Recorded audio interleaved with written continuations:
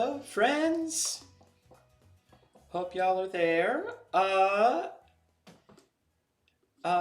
Sorry, my music went out at exactly the wrong moment. Um, yeah, welcome back. What I am doing today, something I've been talking about on stream for a couple of weeks now. Super excited about this. So, the game that is out there that everyone loves, Baldur's Gate 3. I'm super excited. I really want to play it. The thing that I want to do, though, well, first of all, I'm still just so excited about this. I got a Steam Deck. It's a lot of fun to play around with. I've got a lot of really cool ideas. Yeah, so like trying to play Hitman with my piano keyboard as a controller. That's something I'm trying to work up. I think there's a lot of really neat things I can do there that I haven't been able to do on the console world. So I think that's going to be a lot of fun. But what I want to do first, Baldur's Gate 3 runs great on Steam Deck. I want to play it, and I want to have ChatGPT make all the story decisions. So if you haven't seen this yet, this is inspired by Doug. Doug has this amazing stream. He did this. He put out this video of a stream he did. It is one of my favorite pieces of media that's come out this year. Like even thinking about all the movies I've enjoyed, the highlight video is 2.5 hours. So this is basically a movie where he's trying to get ChatGPT to play this children's computer game from the 90s. And, you know, it's honestly pretty amazing. Like, let me just play a little sample of it.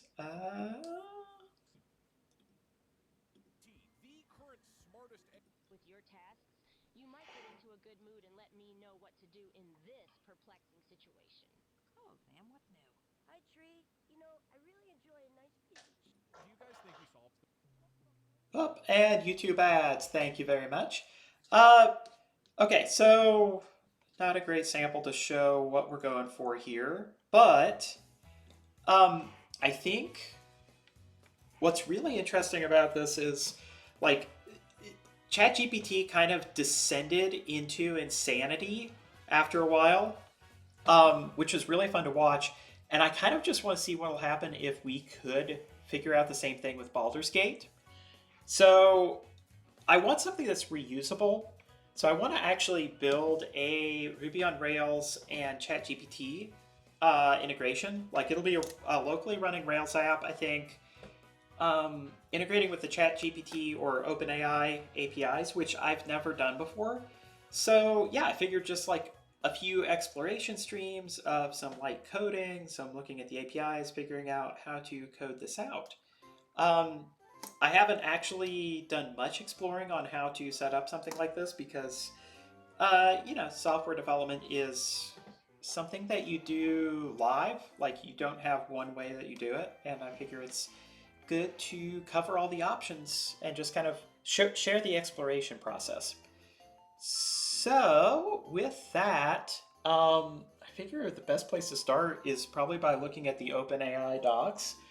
The only bit of setup I've really done is I played around with a few bits of prompt engineering, and then I have set up my API key for API access. Just because I didn't want to risk like exposing a token on stream. So yeah, let's start figuring out what's going on with their API. And that is really small for stream. Okay, here we go. So, looking here, introduction. So I've actually already got the Ruby gem. There's a great Ruby gem for this. Gem OpenAI. Yes, this one.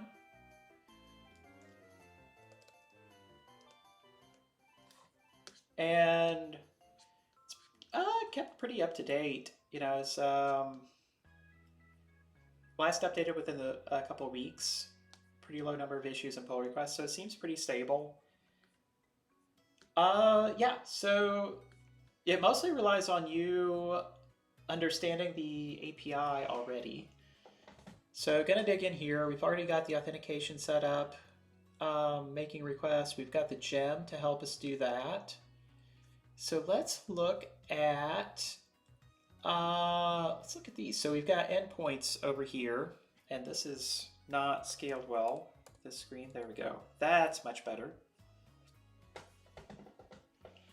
So chat and completions. There's also fine tuning and models. See, I think models is just models is just what they have available for us to use starting out. Fine tuning, I don't think we're going to need to do this. I've had some ideas about maybe how to use this, but I'm not really sure yet what cases it works in really well and what cases it doesn't work in.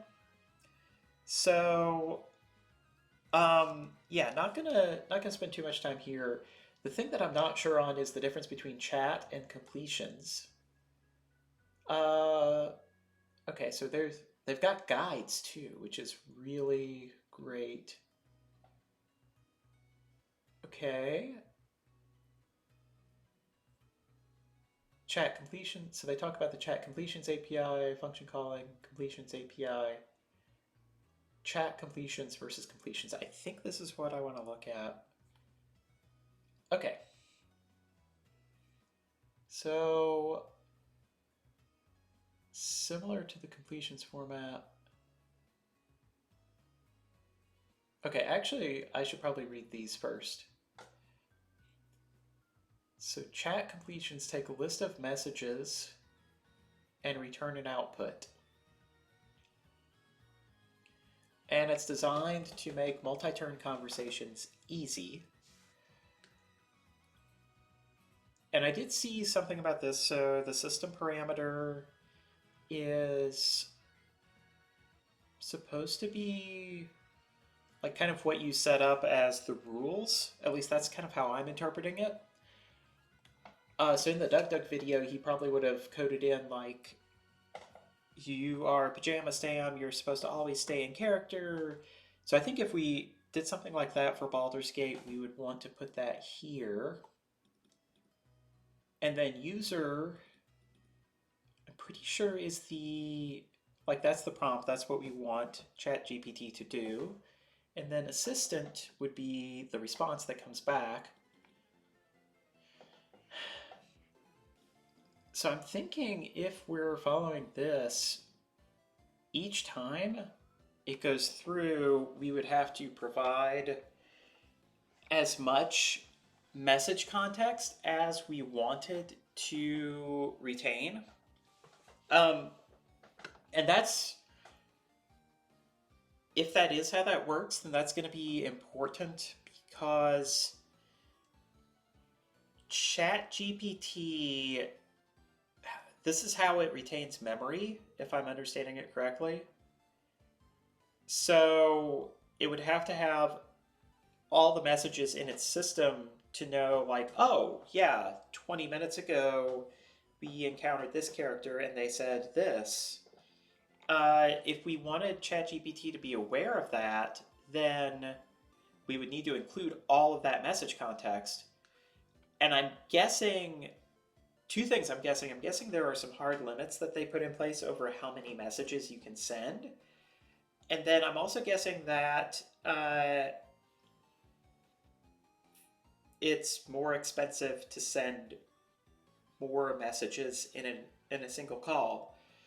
So that's something we'll probably want to optimize for. I am prepared to spend a little bit of money on this, but I also don't want to spend too much because it's really just a hobby project. Okay, system message first, followed by alternating user and assistant. System helps set the behavior of the assistant.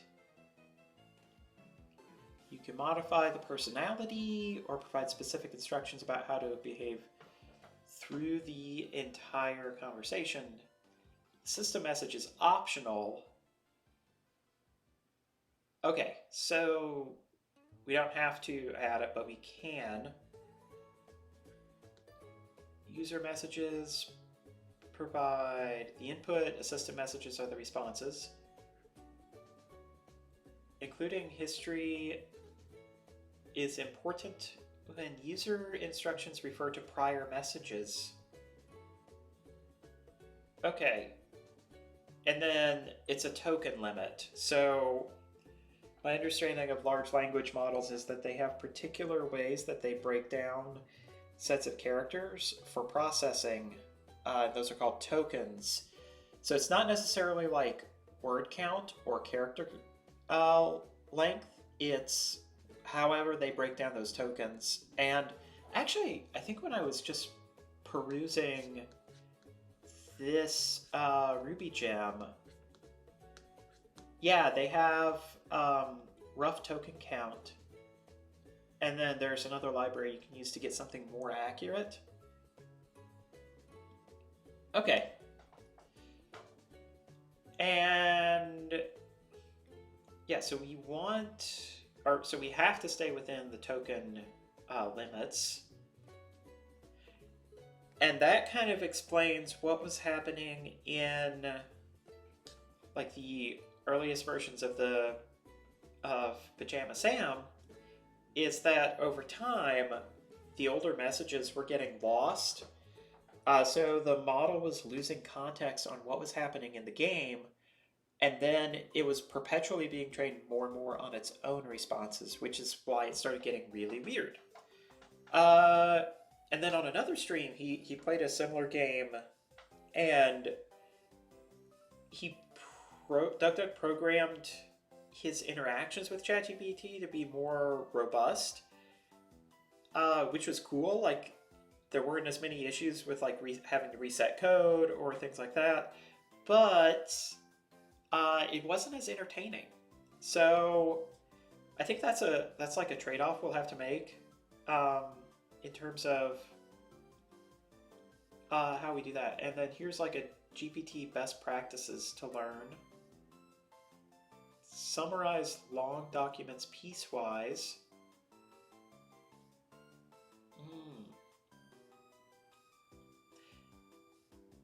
Okay, let's, I'm getting too distracted right now. Let's focus on figuring out how this is going to work. Okay, so chat completion API, we pass in the entire chat history. Function calling is something that would use like an external API of sorts. We would have to define the function. So, the use case that would come to mind for functions is if we wanted ChatGPT to like, if we wanted to introduce some randomness into the behavior, like, so I think randomness will be more entertaining. We could have it do something like flip a coin, but if you ask ChatGPT to flip a coin, it's not necessarily going to be random. It's going to be like percent completion based. Just kind of based on what the model is anticipating the next word should be. So it's not really going to be a coin flip, but we could use a function in those cases to like call a coin flip API. I don't know if that's really going to be a good use of our time, but it's something that we could probably do.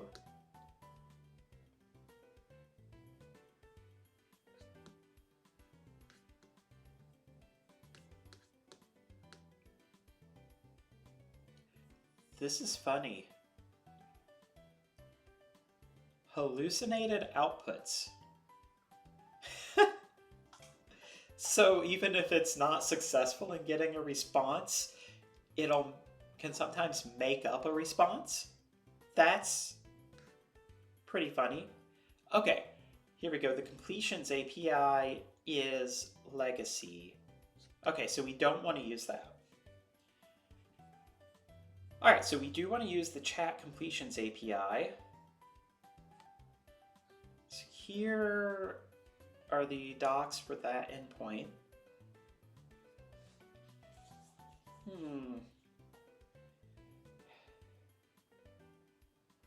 Okay, so we've got something like this.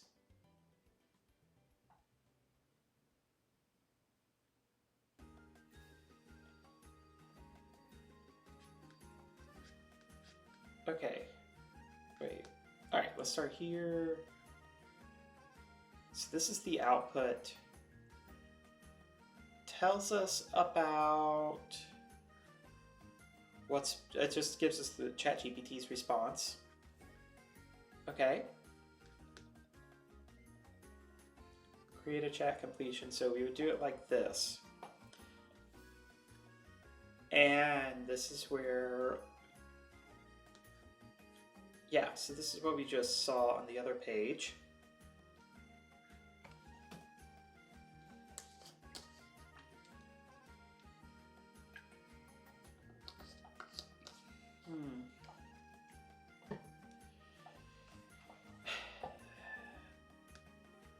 Messages. Temperature. I actually remember seeing Doug play around with this a bit when his second playthrough wasn't acting as crazy. He was trying to mess with the temperature, but I think based on the outcomes I was seeing, like temperature doesn't really seem to affect it that much anymore. So if we wanted the behavior of ChatGPT to be a bit more variable, we might want to code that into like the system message.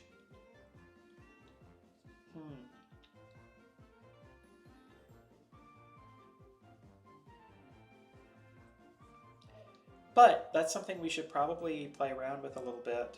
That actually might be a good first task for us. I need to start up a little text pad for us to use. Okay.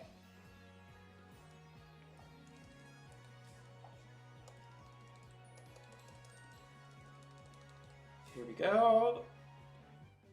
This should appear on stream, all right. This is also the first time I've ever done coding on a live stream.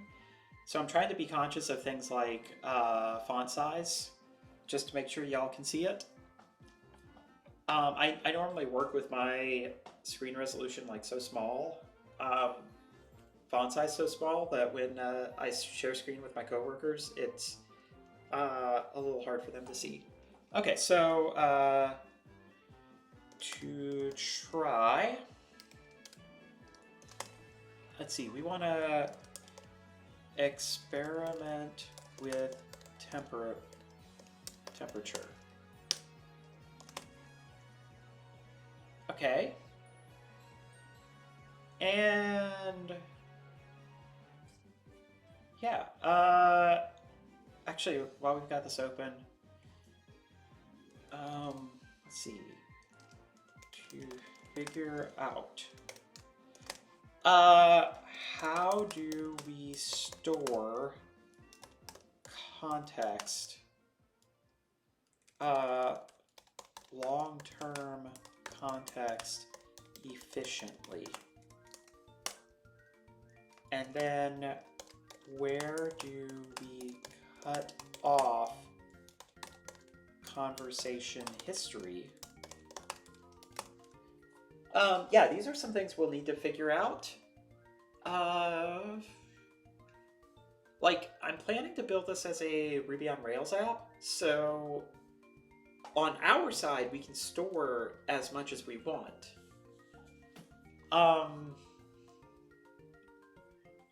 Yeah, okay.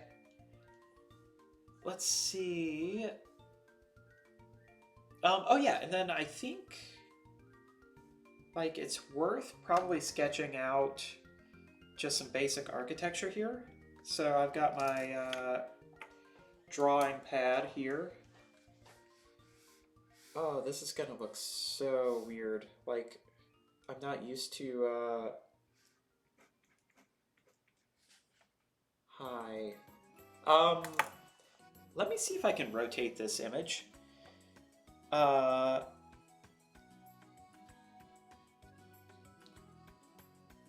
let's see here.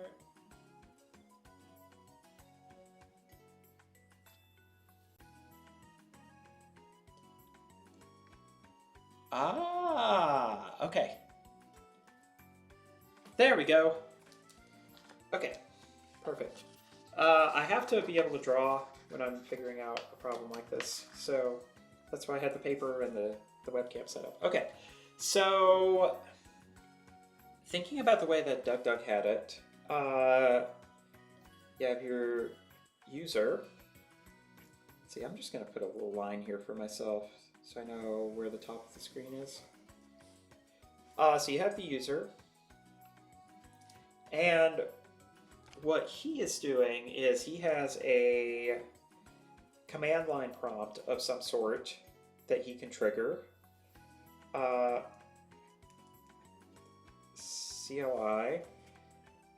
And what that does is that then triggers a voice recording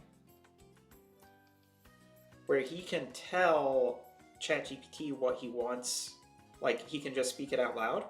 And I think that's going to be really important here because, just having to all of a sudden stop while we're playing a game to type out what we want to say, like that's going to be a little annoying. So I think that's going to be a critical part. So he records this, and then I think what happens is this gets sent to a. I think he uses like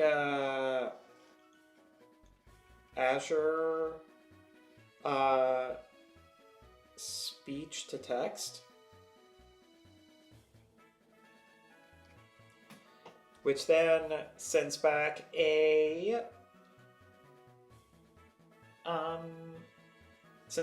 basically the text version. So he's got text.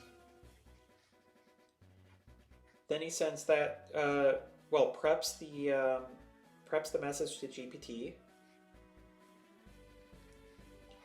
Sends it to OpenAI, which then sends back a response. And sorry, just gotta check one thing.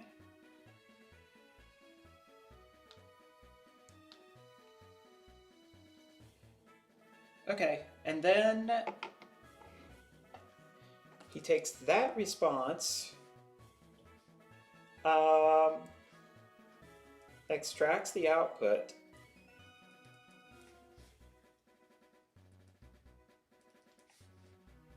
sends the text to a provider that's called 11 Labs.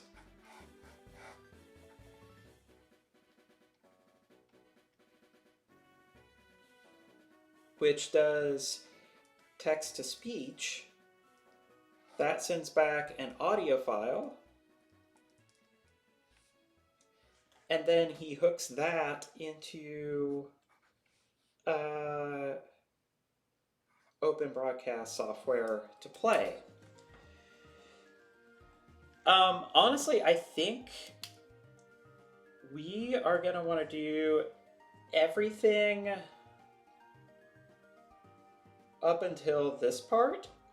We might add in 11 Labs later, but 11 Labs is also kind of expensive. The other thing is, I'm probably not going to use Azure because Microsoft services are pretty terrible. So we'll probably just figure out some other vendor to use here, and then OpenAI in the middle. Actually, if I could run this locally, I would love to. It's just the computer I'm on right now is a M2 MacBook Air, and I got bottom of line because I wasn't anticipating doing streaming or anything like this. So I think I think, yeah, I don't want to risk having to run any speech to text locally.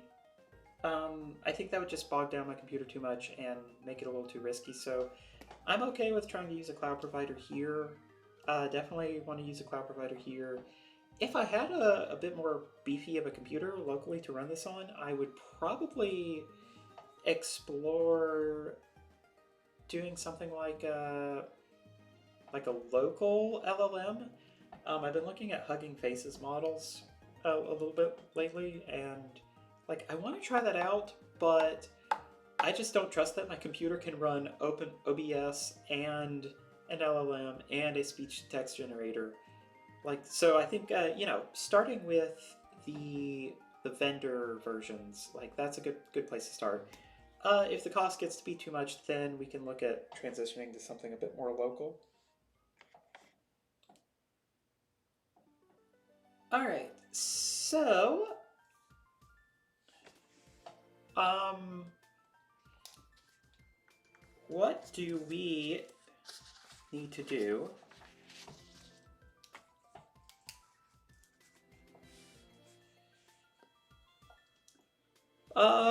Okay.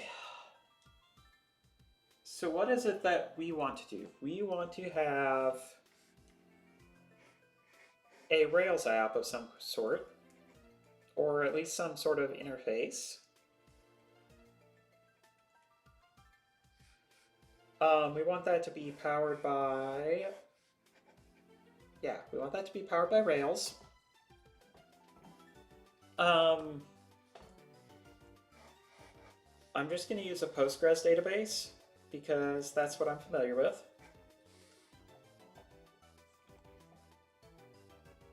And then we'll need vendor integrations with some sort of a speech to text, and then with OpenAI. As far as what we're going to want to model, so I'm trying to think about how we make this thing reusable. Like, I have a few different games that I actually want to try this with. So,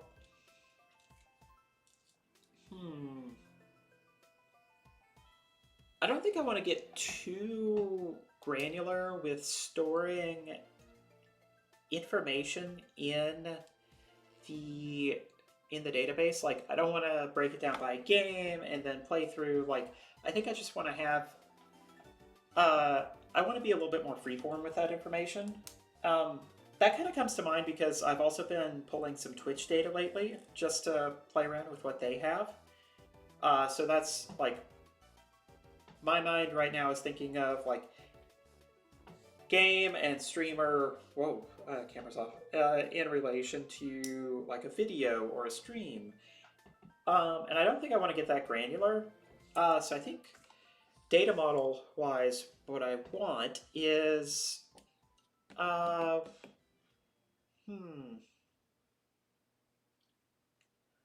think I want I want some top level entity that's going to represent a playthrough.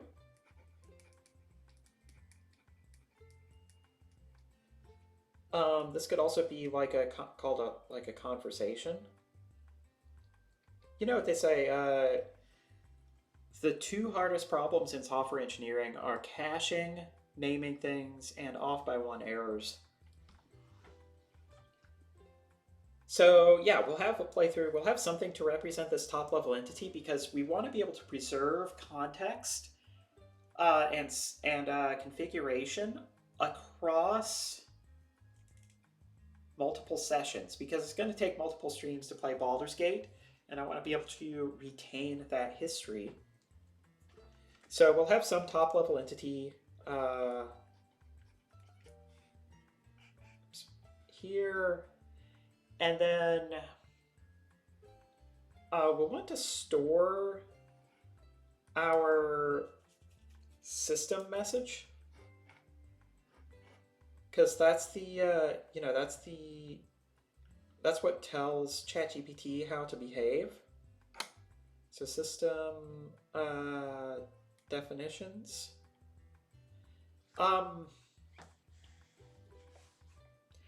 We could do like a one-to-one relationship here. So yeah, is this going to be one-to-one or one-to-many? I think I want this to be one-to-many. So one-to-one means that,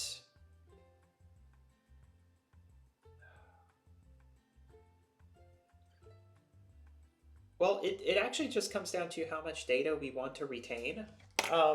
So one thing that I'm anticipating is we're probably going to have to um, we're probably going to have to change the system message a few times over the course of our playthrough. And that's important because, like, we're not going to get the prompt right to begin with. We're going to have to keep improving it so that we get better slash more entertaining directions from ChatGPT. So the question is, as we make those changes to the system message, the system definition, do we want to retain that information so that we can see what it was in the past? And you know, I'm just not sure. Uh, yeah. Um. Hmm. Okay, so we'll leave this as a question mark for now. We don't know if that's going to be one-to-one or one-to-many. We're obviously going to have one here. We're going to have some store for our messages. So that's going to be one-to-many.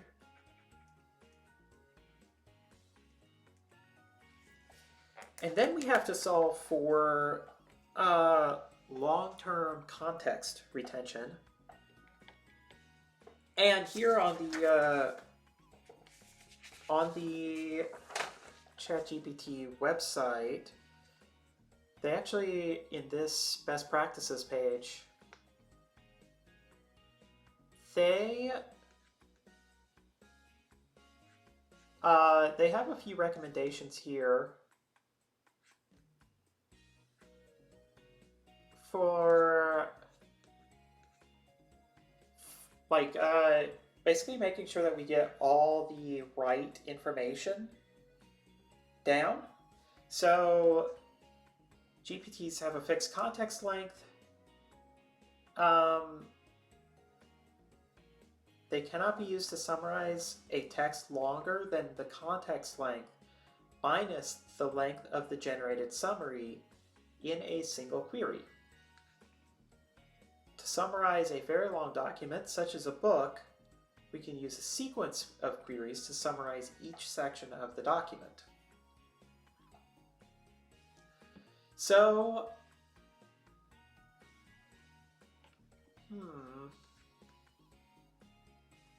or we could summarize or filter.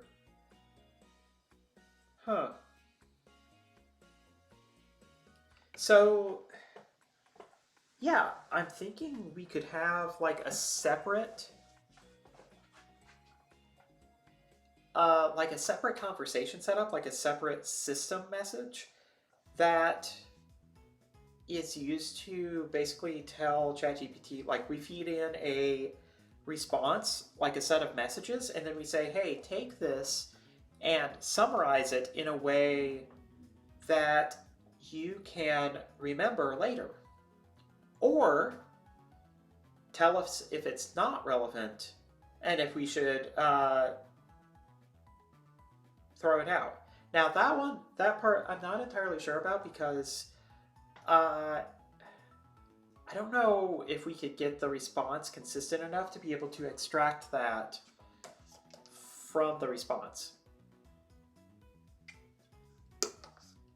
But I think in terms of our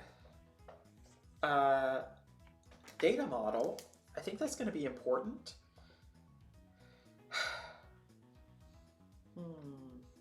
like we're going to want to have some sort of context.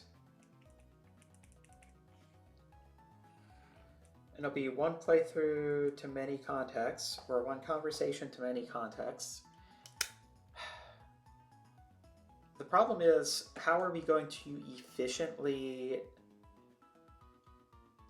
come up with the context? Because I don't want to call ChatGPT twice for every single time I want to ask it or prompt it for something. So that's a really interesting question that we're going to have to figure out.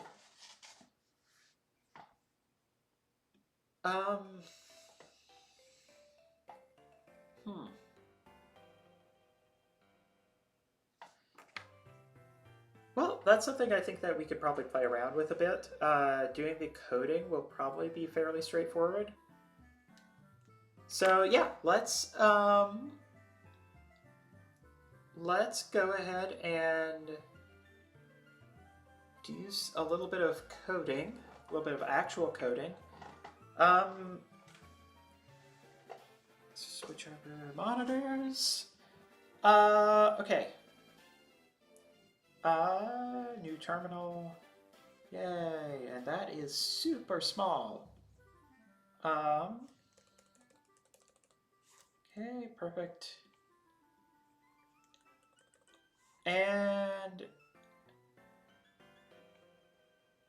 it's always, I don't start new Rails apps very often, so I'm gonna have to look up how to do this. So, Rails, new app. We're gonna make this API only. That's one thing I probably should have mentioned earlier is, I don't know if I'm gonna build a front end for it yet. Part of me kind of wants to build the initial version with Rails, or with rake tasks. For me, rake tasks are a great prototyping method. So we might do that, and then if we need an API, we kind of can build that on top using the rake tasks as like our experimental layer. API only Postgres. And I've already got like Rails and Postgres set up locally. So let's see. Okay, so you do Rails new app name, API database equal PostgreSQL. Perfect. That's exactly what I needed. Okay, workspace. All right, we're gonna do Rails new. Again, naming this thing is gonna be hard. I'm thinking, I don't know. ChatGPT roleplay. And then API database is Postgres. Perfect.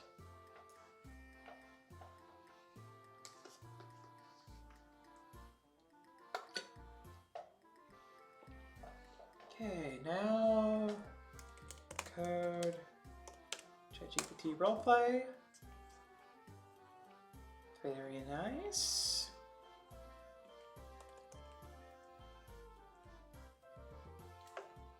Okay, here. Oh yeah, forgot to specify the spec engine. New app, rspec. Should have looked one more step. Oh, okay. Well, I mean, it's just running it without T. All right, that's fine. Yeah, we can manually do that. Okay, here. Let's see. One thing I want to set up first is well, first we got to do, I mean, I think we've already got bundle installed. Yep. There's a lot of stuff here that I usually end up not really needing. I don't think we're going to need JBuilder. Redis, like I don't anticipate needing Redis, at least not in the early term. Bcrypt, I'm not ever planning to make this like public access. It's going to be open source code, but it's not going to be like a publicly available web app. So I don't think we'll need any of this. We will keep PG, Puma, Rails, Bootsnap, that's fine. We won't need any of these. I want to do Bybug is one that I always love to include. Actually, that's going to just go in development. We don't want that in test.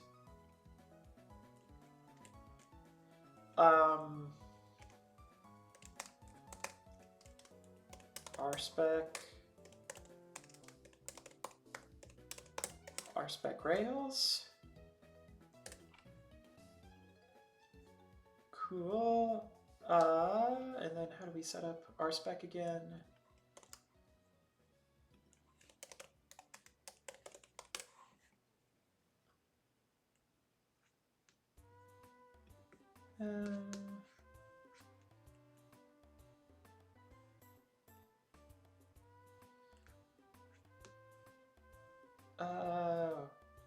RSpec install.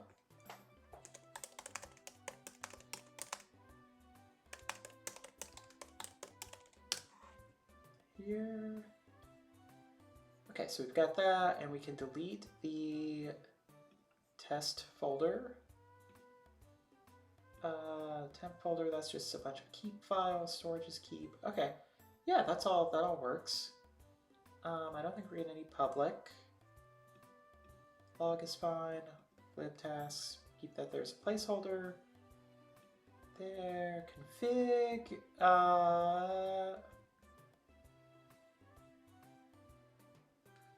Okay, yeah, that's all fine. I think we can keep the defaults for this since we're just really just going to be using it for dev and test. Yeah, that should be okay. And then I've already got all this set up, but I'm going to leave the directions here because I'm planning to throw this on GitHub where anyone can grab it. So next, bundle exec rails db create. Okay, perfect. And then I don't think we have to do anything else until we set up database migrations. One thing I do want to do is I want to install the fittings gem. So in terms of like configuration, especially for things like API keys, you want to keep those in environment variables. And I've already got those set up in my environment. So I want to be able to load them in easily and consistently. There's a gem that I use at work a lot called fittings.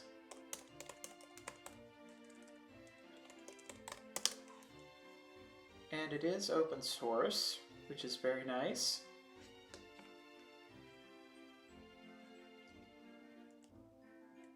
All right. And then create config settings default.yaml.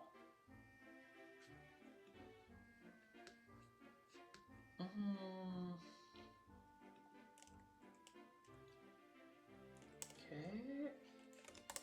Bundle. Perfect. And then, yeah, config settings default.yaml.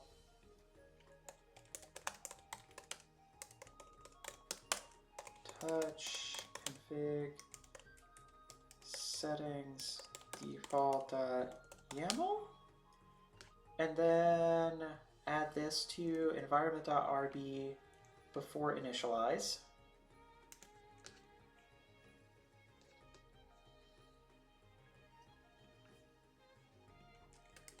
Here. And since we don't have, I don't think we're going to have environment specific files. So we're just going to load the default. Yeah, that should be fine. And then we set up the actual settings. So open AI. And then our key is going to be API key. And let me pull up another terminal window in my own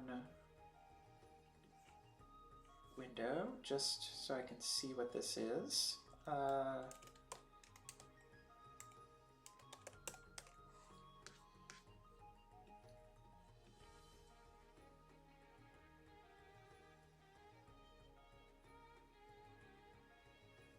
gotta remember what I named this environment variable.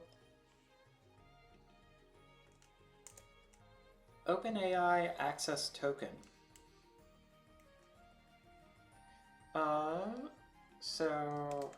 But it's not like this. It's a good way in here to actually like grab from the environment. See if we have it in here as an example. We do not have it in here, but I have another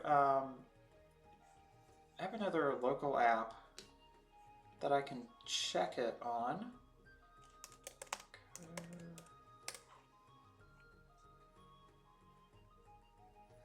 And I'm just going to do that off screen because I don't know what all I have in this repo.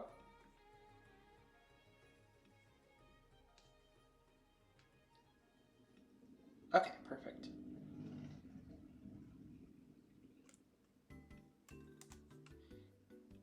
So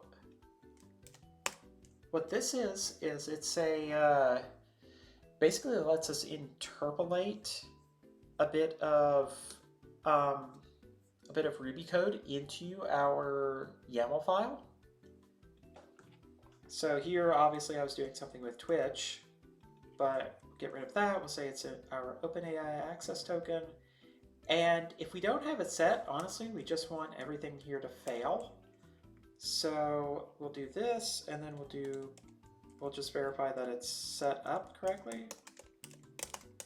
Rails C, very nice. I think if that wasn't set up correctly, we would have gotten an error there. Okay.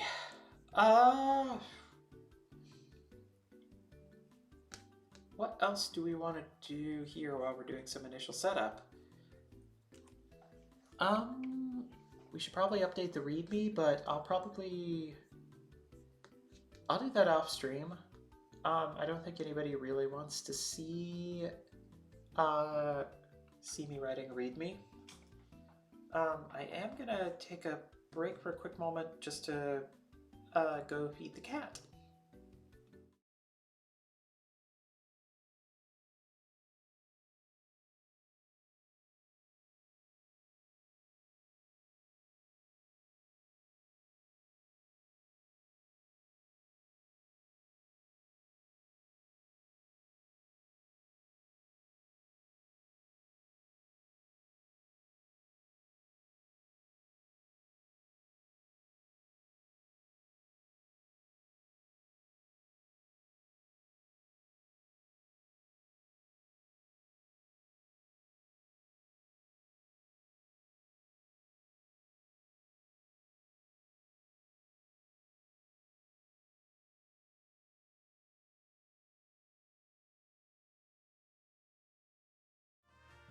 Okay, back. All right, so we've got that. We've got our settings. Now, I think what I really want to do is... Oh, yeah. Let's get this... let's get the OpenAI gem installed.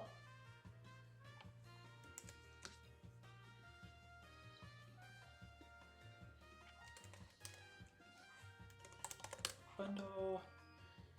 Okay, perfect. And then... what do we do next?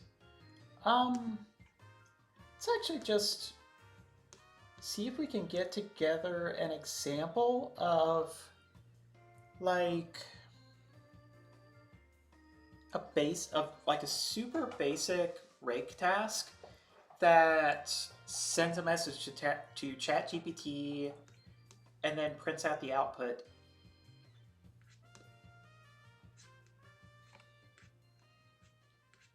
Yeah, let's do that. So constructing the client first, it's going to be like this. Let's see. Touch web tasks. Actually, you know what? Let's set up a service to do this, just so that. Yeah, I think we'll probably do it from within the console first. It's a little easier to do some back and forth debugging that way. Directory app services. Touch app services. Open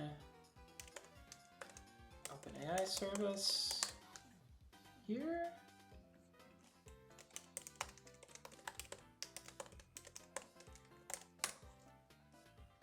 Okay. So we're going to want global access to our API client.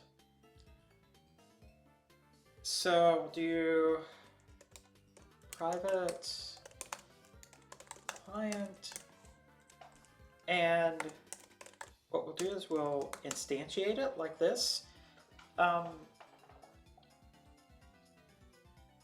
Yeah, here, and then not that, but we do want to grab this here. So that just helps us a little bit with memory usage, especially if we can find ways to reuse the same instance of this class, then we'll have it there. It's not really going to change any because we're always going to be using the same access token. And here's how we access environment variables through fittings, or I guess rather through settings. So we say setting.openAI API key, just like that. And I guess we should probably, to be consistent, we should probably rename this access token instead of API key.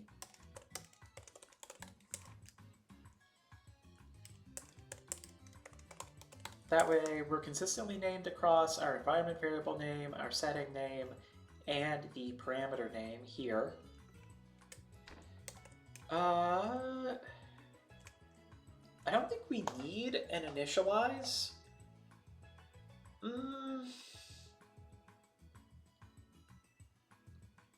I don't think we'll have anything custom to pass in here, so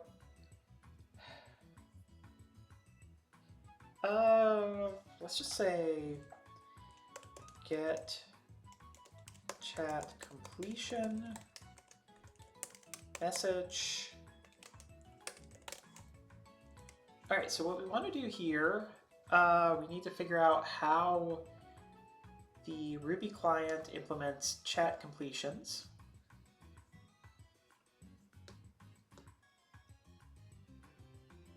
Okay, so it's like this. So client.chat parameters. Okay, so this is a pretty basic way of doing this. I think we can start here. There we go. Just a little thing for me is, well, first of all, I want to make this alphabetical and then Jim, just for formatting. I saw the extra spaces in the indent here, and I was like, you know, gonna have to make sure I get a linter in there. Okay, so we don't need those messages. We probably, just for ease of configuration, like, or in case we decide to make it yeah, in case we decide to make it more configurable later, I think we want to set our model as a constant. Default model equals here freeze.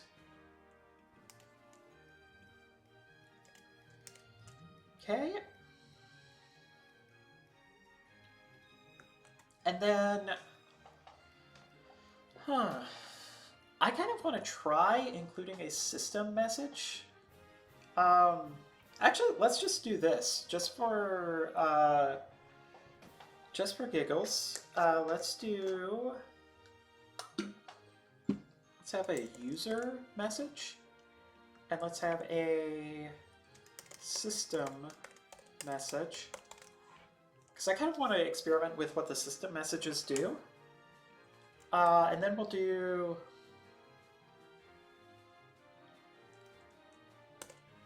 messages equal, and then we want it to be like this.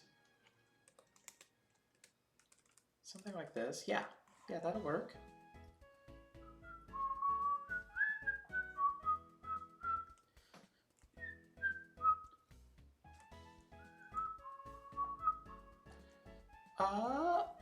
Okay.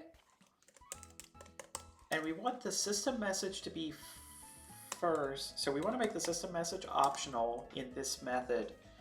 And then we want the system message to be first if it's present. So, let's see.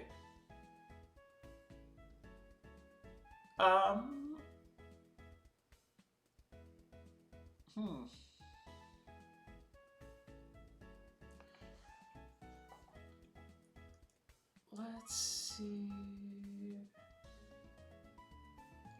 Okay, so I think what we'll do is we'll say, let's just put this down here for now so that we have it for later.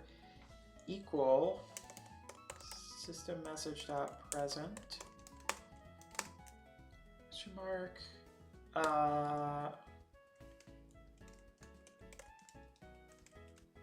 system content system message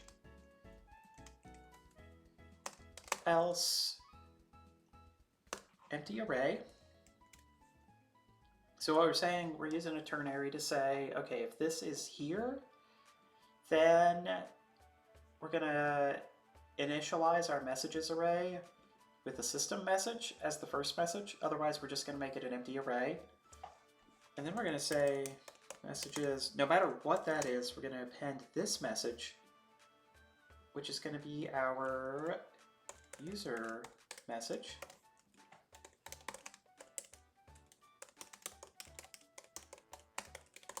Here, just run this to get a little linting. Okay, nice. What is that? Okay, that's not great. Big environments, production, standard out.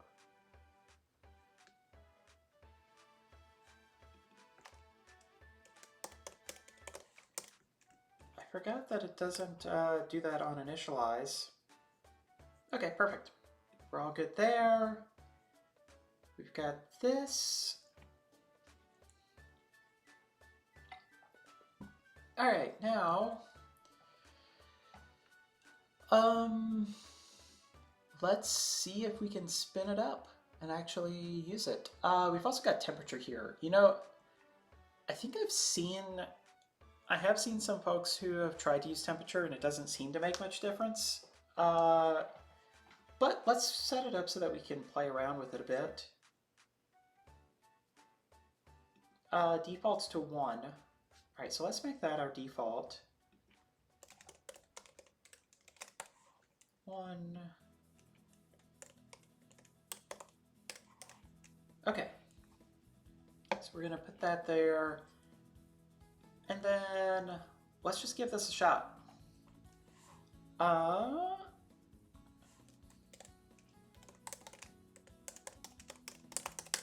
All right, spin this up. Okay, and then we're going to say, we're going to instantiate this, open AI service.new, and we're going to say service.getChatCompletion. So our user message will be, hi, ChatGPT. Whoa. This is a message to test your API. System message. You are a chatbot who operates via API. And then we'll leave temperature as 1 for now. Okay, something did not work there. I'm actually gonna unchair for just a moment while I figure that out. Just in case it has to do with like an access token or something like that. Let's see.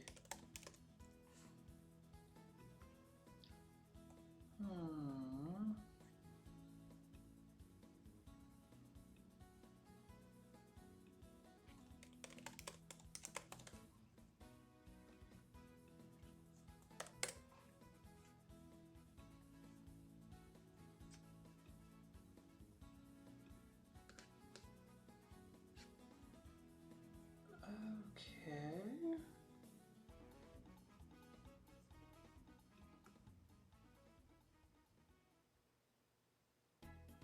Ah, I see what happened.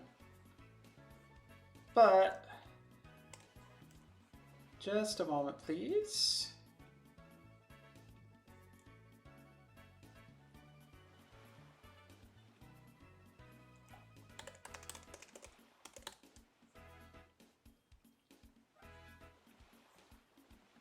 Sorry about this.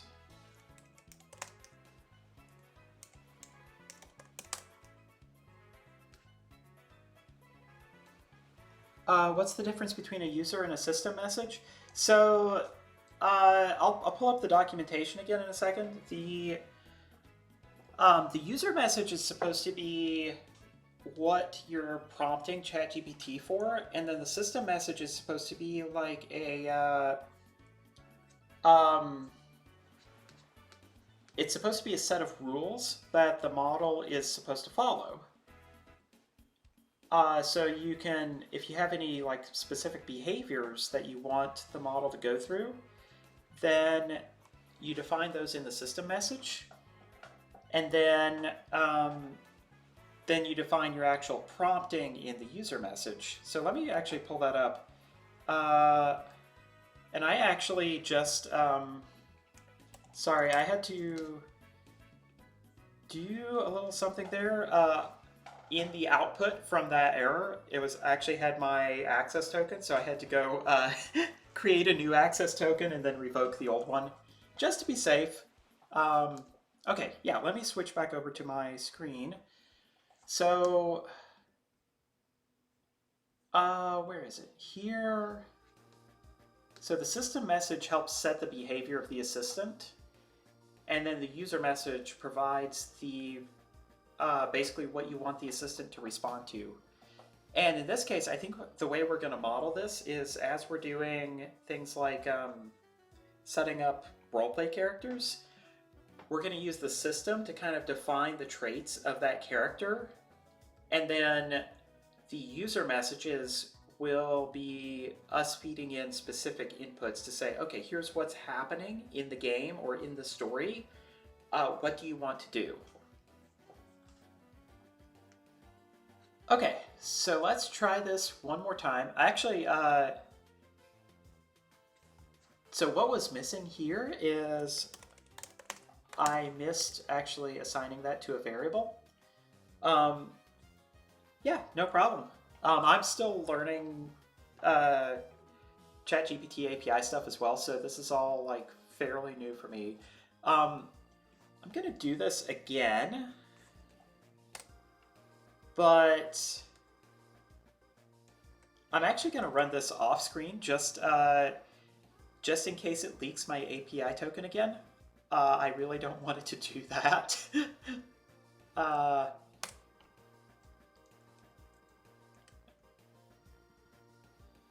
Okay, so there was no error that time, but we're a little bit better off. So I think instead what we'll want to do is we'll want to say, and I probably need like Bootsnap or something, just so that I don't have to do, so that I don't have to keep reloading the console and reinitializing, but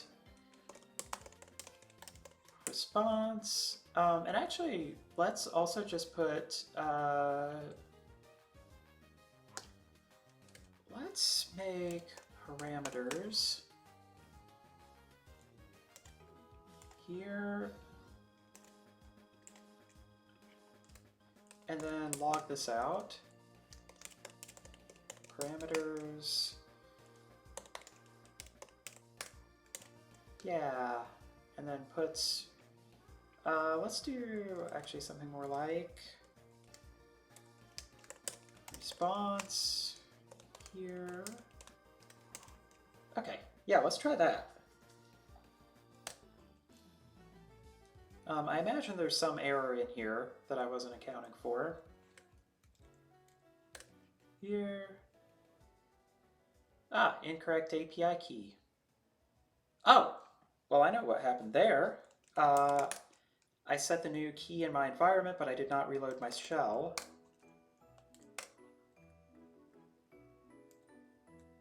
Okay, here. Okay, so now we're getting an error.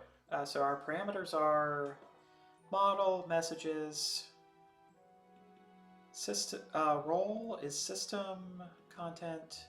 Okay, so it is correctly appending that system message. And then we've got that. It's our user message. Oh, I see what's happening. We're appending another array in here. Okay. So that's an easy fix. We don't want to append an array there, we just want that to be a hash.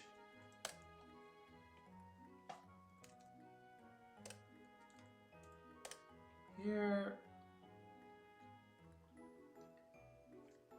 Okay, and here is our message. Role assistant content. Hello, I'm ChatGPT, a chatbot. How can I assist you today? Perfect. And then it gives us some information about tokens. Very nice. That is exactly what we want to see as our first step in doing this. Let's see. Let's try adjusting the temperature.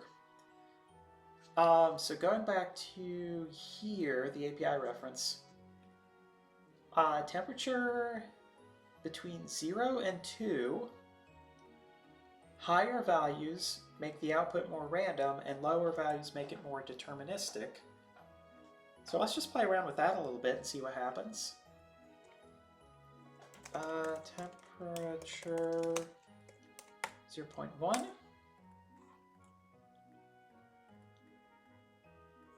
Okay, hello, I'm ChatGPT, a language model trained to have conversations with users.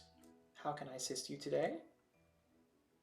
Let's try it again. It should give us the same message if we've got the low temperature. All right, well, very similar message. Let's try 1.9.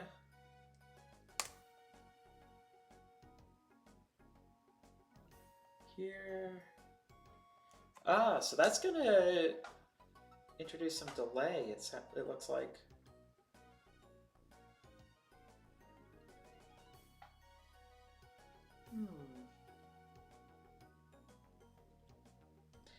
It's taken a while to process that. I don't know, maybe temperature breaks it if you set it too high? Like the range was 0 to 2, right? Okay. And come to think of it, the when I saw another streamer trying that, it did also, I think it did like freeze while he tried to use higher temperatures. So we might have to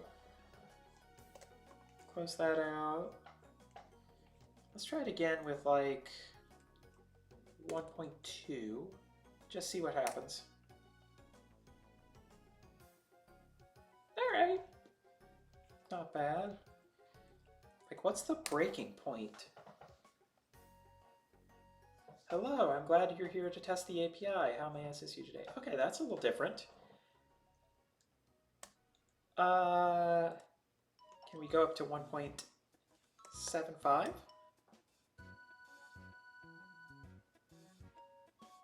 Alright, still basically the same. Can we push it up to 9 now?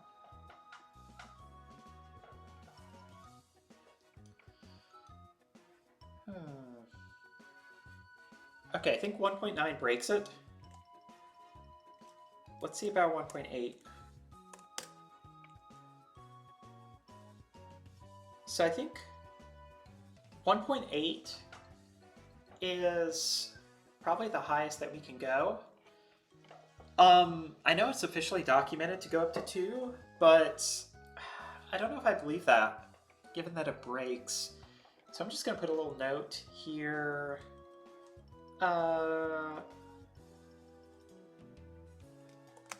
Temperate seems to break if higher than 1.8. Alright, so that's a little message for ourselves.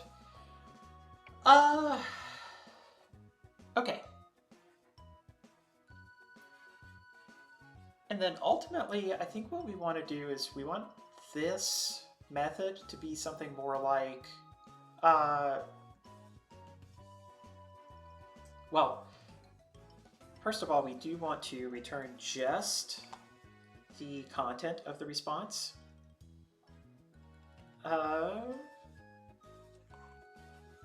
Actually, I think we want a little error handling here. Because some of these errors a little further up,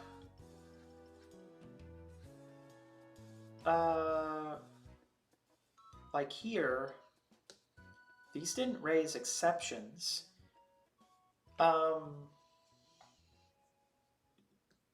So I think I want to make sure that we actually raise an error there. Let's see. So let's do OpenAI error.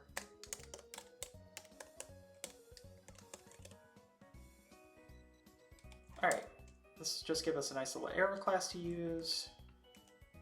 Oh, go to sleep. Cool. Yeah, thanks for dropping in the stream. I'm glad you're here. Have a good night. All right, so gonna do this. We'll say if let's see, error equal response dot fetch error nil. If error, then we're gonna raise OpenAI error dot new error. Okay. And then otherwise we're just gonna return the content of the message. Yeah, I think that will work for us. Okay.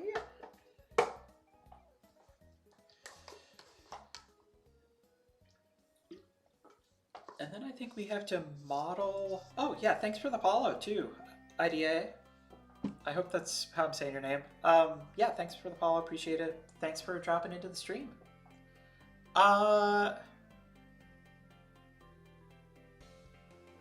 Okay, so I think what I'm gonna do, what I want to do next is I want to figure out like how we're gonna use this service. Um, and I think, actually think what we'll do ultimately is we'll have something more like, uh, instead of user message, system message, we'll just have a messages parameter, which I think will be a little bit better because given how complex things are going to have to be in terms of constructing our calls to ChatGPT, I think we'll want to do that in a different model or a different service class. So, yeah.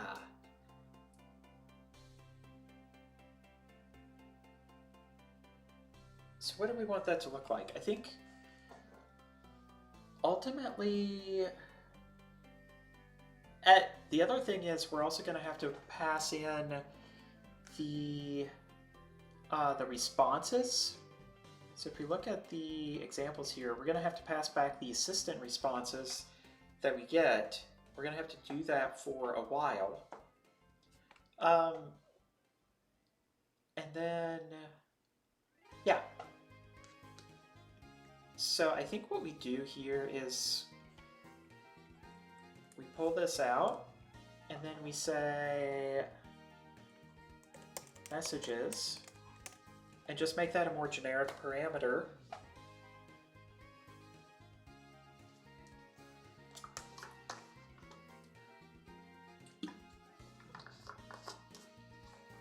Okay. Now I think we're going to spin up a new service class to actually put together, well, do I want to? Actually, okay, this will be good for, I guess, retaining the history. So let's do this. We've got logging around the parameters that are being sent. So we can build another service class and we can test it this way just to make sure that we're actually sending everything that we want to send.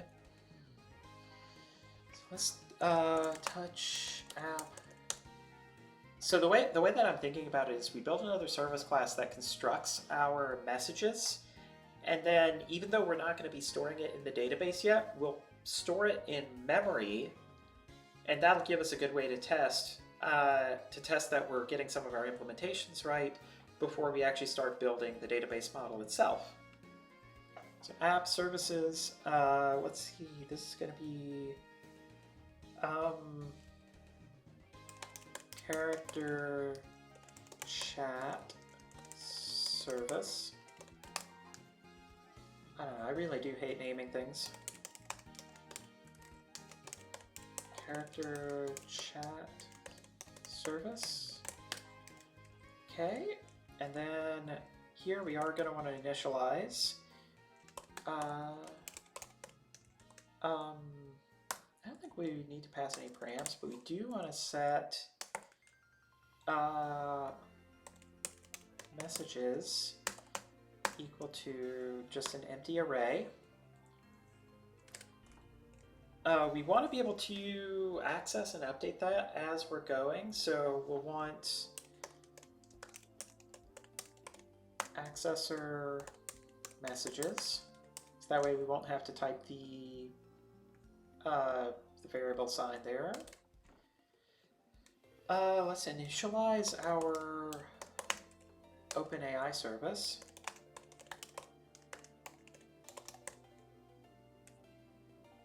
We'll just call it that for brevity.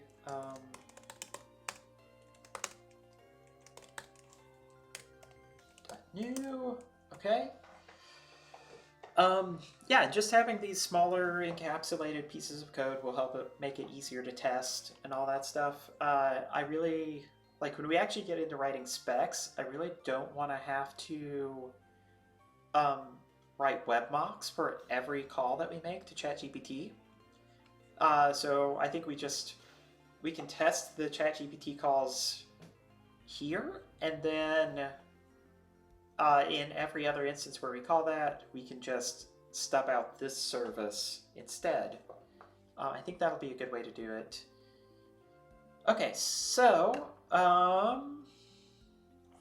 actually, let's initialize this. Let's say let's define a system message, and let's actually let's start it out with that. Let me grab. So it's role system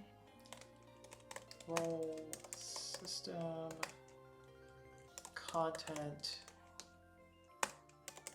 system message. Okay. So that way the system message will stay persistent throughout this conversation that we're going to be building.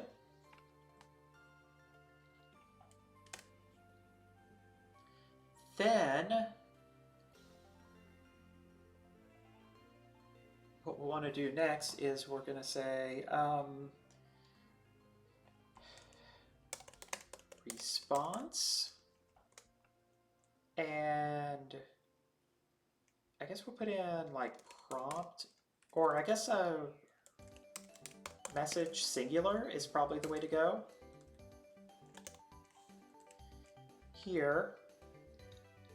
And then what we'll do is we'll say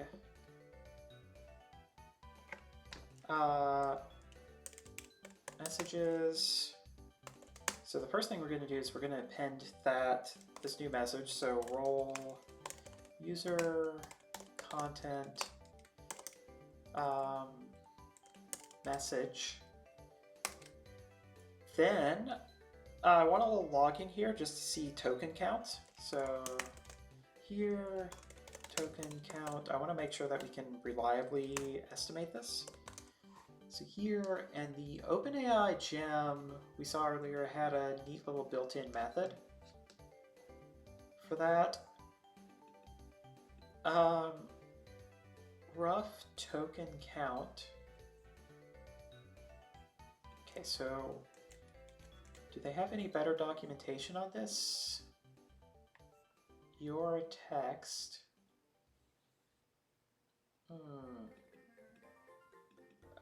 Okay, so it only estimates tokens of a single string, and we're going to have multiple strings across however many messages that we have.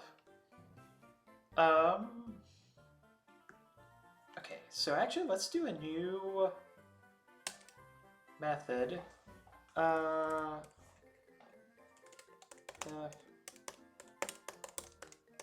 Token count. And we can just run this off messages.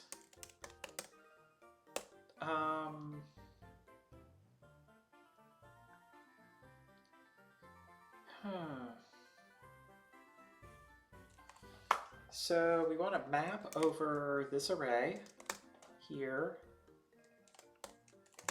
And for each message, we want to do, let's see, count equals 0, so we'll initialize that here. I know there's a better way to do like an iterative value. Let's see, Ruby map counter.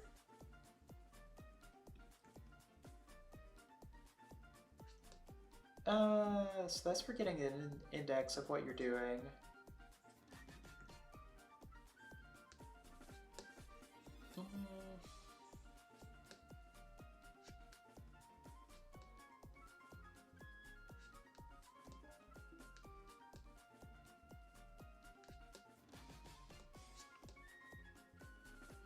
Or I guess we want to use each. Yeah, we want to use each. No thank you.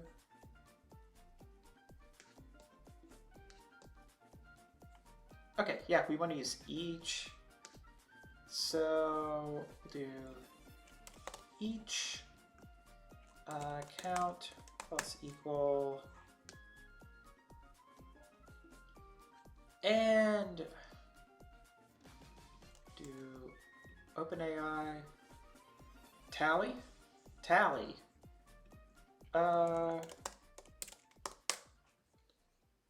Oh, interesting. Thanks, Brainless Society. Love the username, by the way.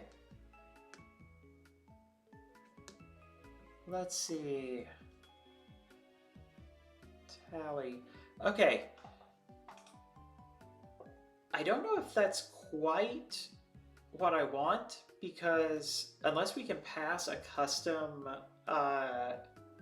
function into Tally, because ultimately what we want to use is this this function right here, openai.rough token count. So let's see. It's 2.7 docs here, 302 counts the occurrences within each element. Okay, it's a really good thing to have. I think what we want here, since we're going to be using this rough token count, yeah, so what we want to do is, I'm just curious, like as we're building these messages, I want to get an estimate going into making the API call of how many tokens it's going to use, because tokens are how OpenAI charges for API calls. So, and it's also how they limit things. So eventually we're going to hit, like as our conversation history gets to a certain size, we're going to hit a token limit. And I think we want to do some logic before then to be able to deal with that. So knowing the token count, we can get in, we can kind of get ahead of that a little bit. So here we'll do m content. Okay, so I think if we have messages set, here, so we iterate over each of them. We add to the count the rough token count of whatever our content strings are in the array of messages. And then we return count.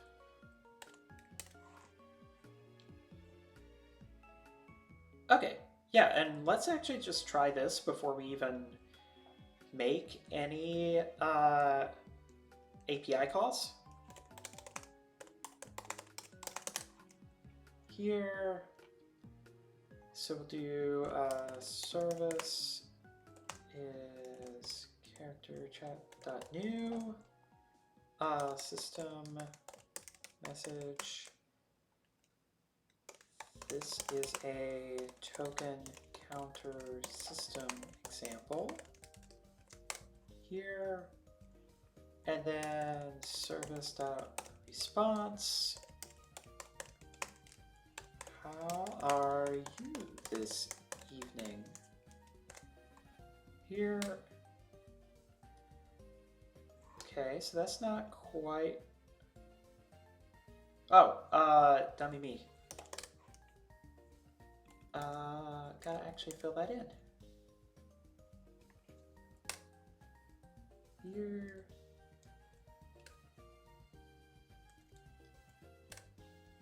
All right, token count 15. And then if we do this again,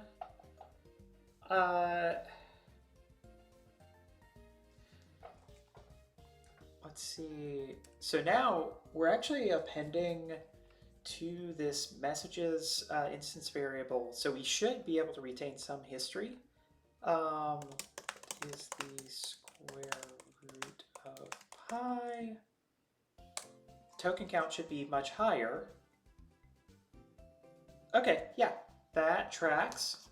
And then I think, yeah, we should be able to do service.messages. Okay, and then we see in order all of the messages. Let's see, what you got there?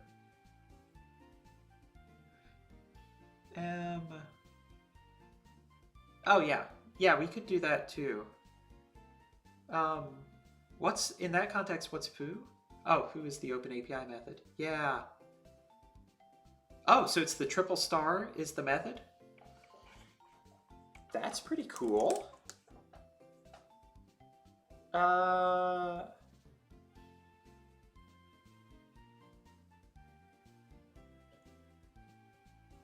So it would be...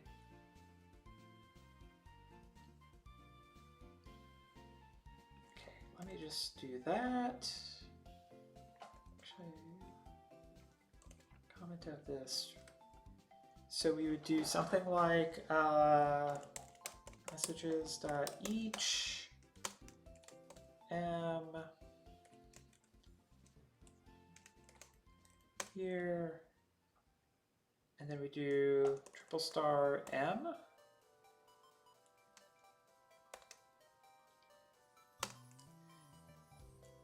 X.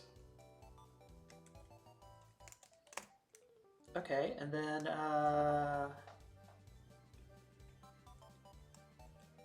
oh, got filtered.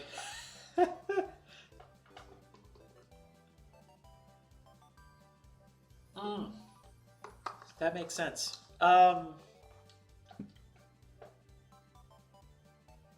Okay, yeah, with the space. Appreciate it.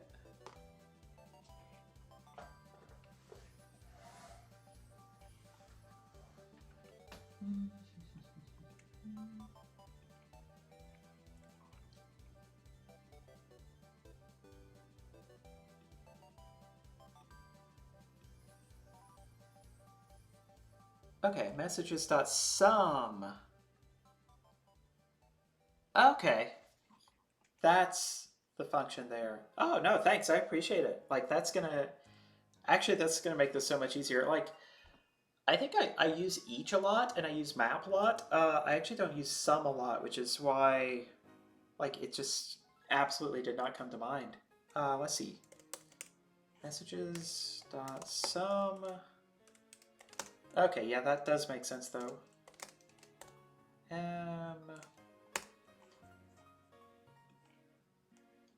Okay. That should do it. Let's see, service.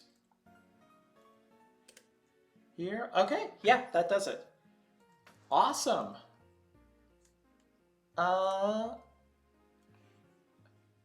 Cool. I love finding more efficient things.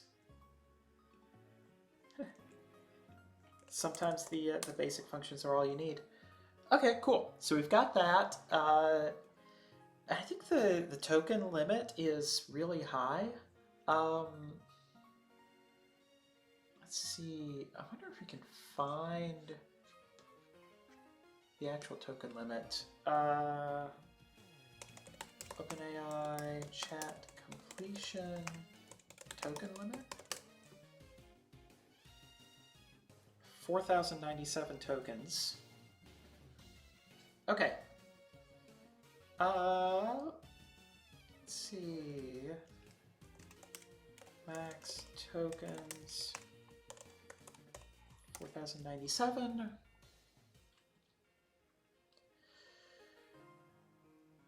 Okay, and so we're like right now we're quite a ways away from getting that. What I'm really thinking in terms of like system design is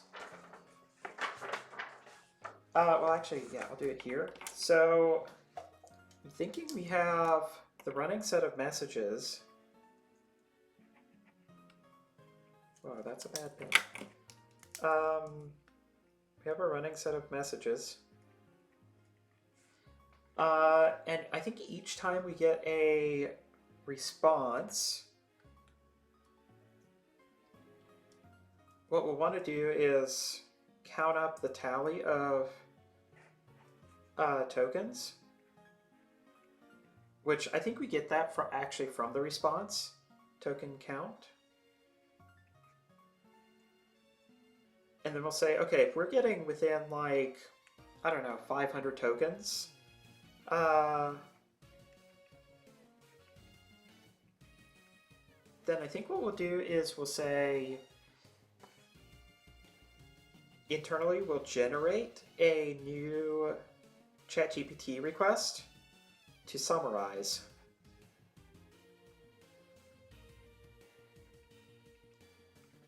And then that way we can just kind of keep condensing some of the information as we go on through the process of like playing a game. So I think that's how we're going to use token counts to do that. Like, it's not going to be perfect, but I don't actually think I want it to be perfect. I think having a little variability, like, that helps keep it a little more human feeling. So, all right, back to here. I think we can actually start doing some database modeling now.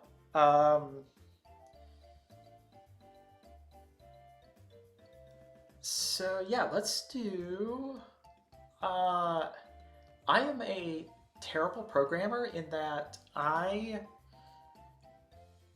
don't typically use Rails generators for things like setting up models and database migrations. It just it doesn't really track for me. Like I'm sure I could be a bit more efficient if I did that, but I don't know. This just helps me think more clearly. So I'm going to do a new model. Currently doing a migration. Oh, yeah.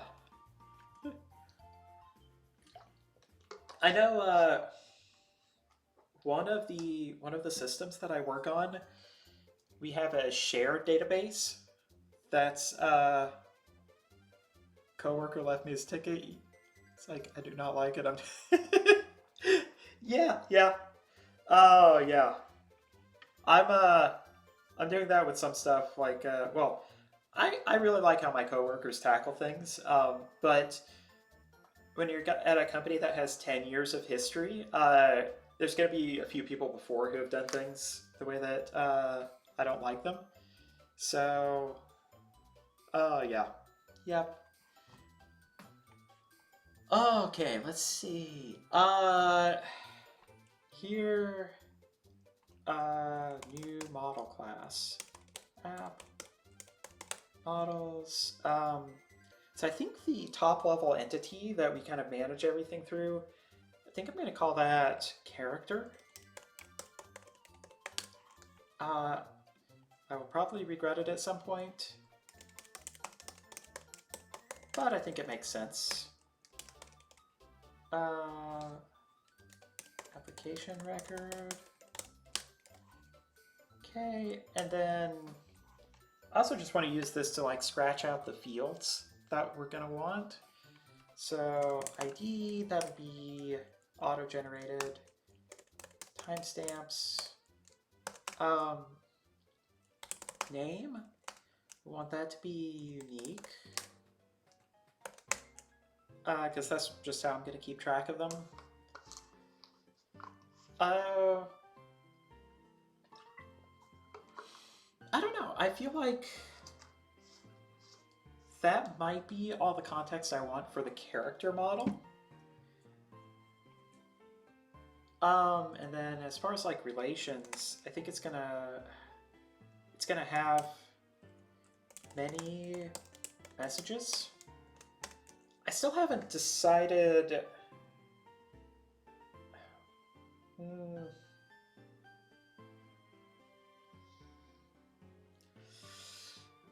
Yeah, because I think I want to represent each message like this in a database record just to have that history.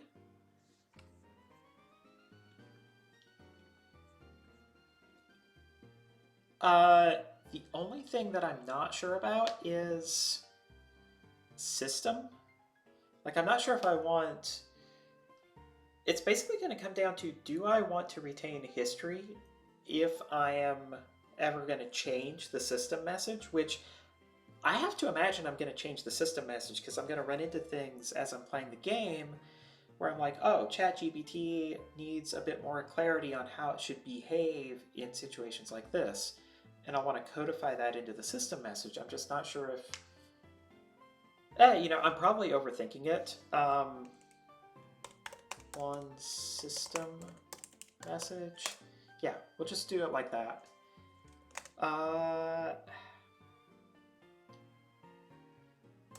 Many contexts. So I'm thinking of context as being like the summary, or actually maybe we just call it summaries. Yeah. I think that's what we'll do. And I kind of like that naming. All right, I think that'll work. Let's do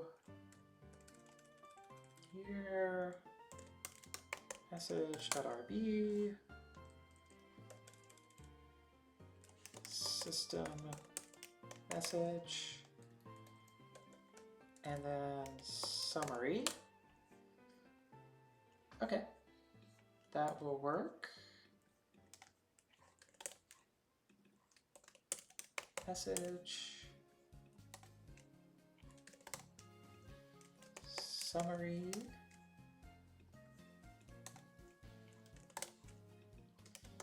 system message. Okay, here message, we're gonna have ID, timestamps, role, content. I don't know if there's really anything else to include there.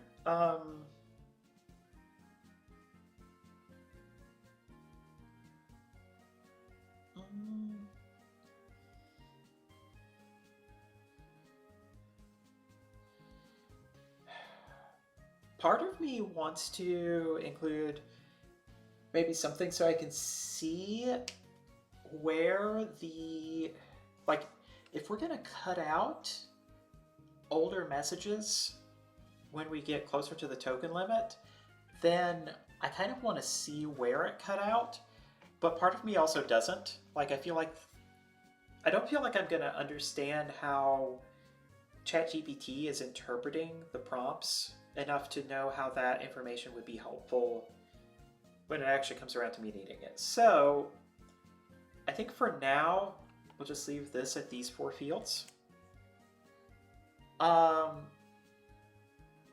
Summary. Oh yeah. We're also going to need character ID. Yeah, very important thing. Summary.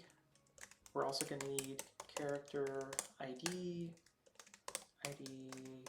timestamps, and content. And then system message.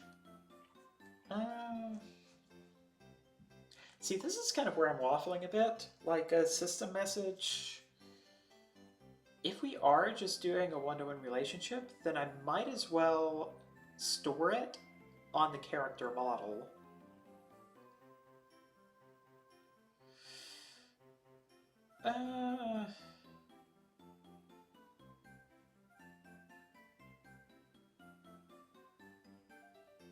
Okay, yeah, I think I'm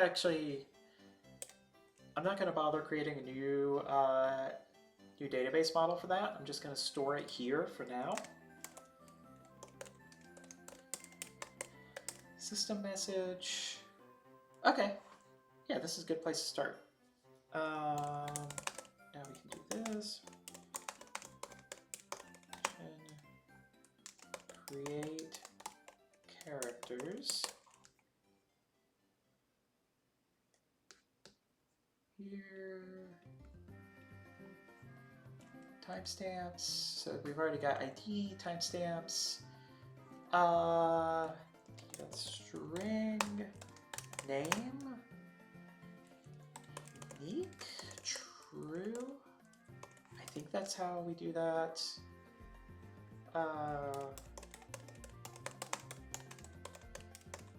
Active record DB migrations. Let's see. So we can. That's right, we do it in an index. And then we also define it on the active record model. Okay.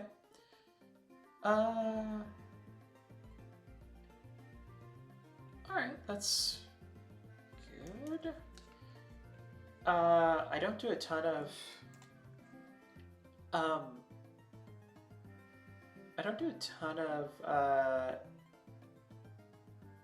uniqueness constraints on strings in my work, so I had to look that up. Unique characters, null, false, since it's going to be required. Okay, and then system message, string, null, false. Okay, that's a good place to start.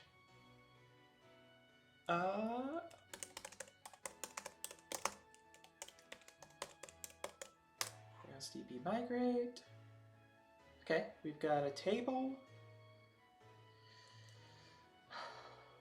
All right, and then now we can add in stuff here. Let's say constraint validates. Yeah, okay, so it's name, presence, true, uniqueness, true. Alright, that way we get those nice active record validations. And then say validates system message, presence, true. Okay, and then let's just try to spin one up, see what happens.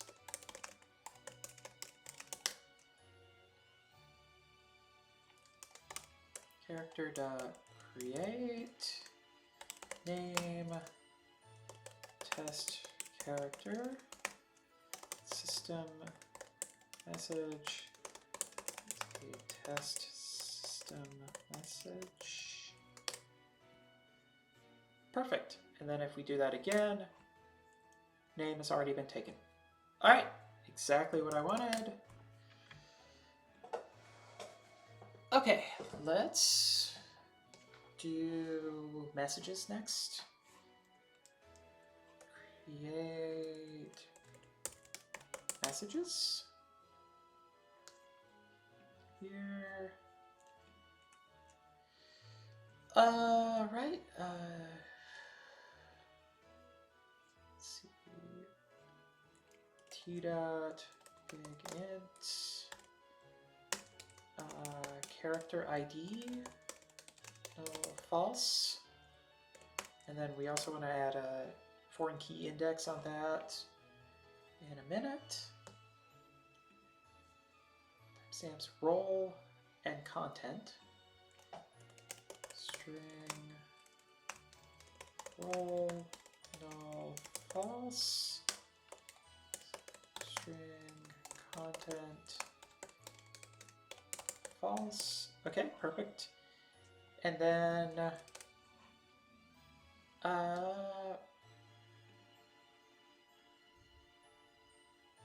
let's see. Actually, index.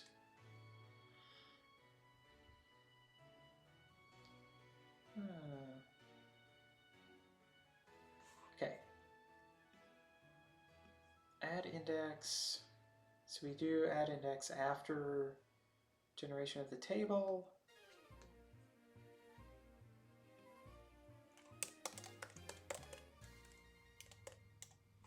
Actually, I want to see more of a foreign key example.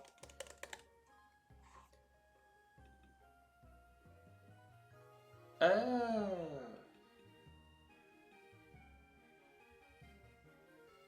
Add reference. Oh, that's a nice shorthand. Yeah, let's actually do that. I do like making it in the create table, but this seems more straightforward just because it's better shorthand. What context are they doing that in? Add user reference to products. So table we're adding it to, and then the table that it's referencing.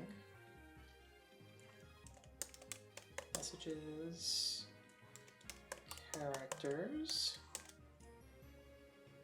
Okay. DB migrate. Perfect. Okay, and now we can add in belongs to character here, and then we can say has many messages.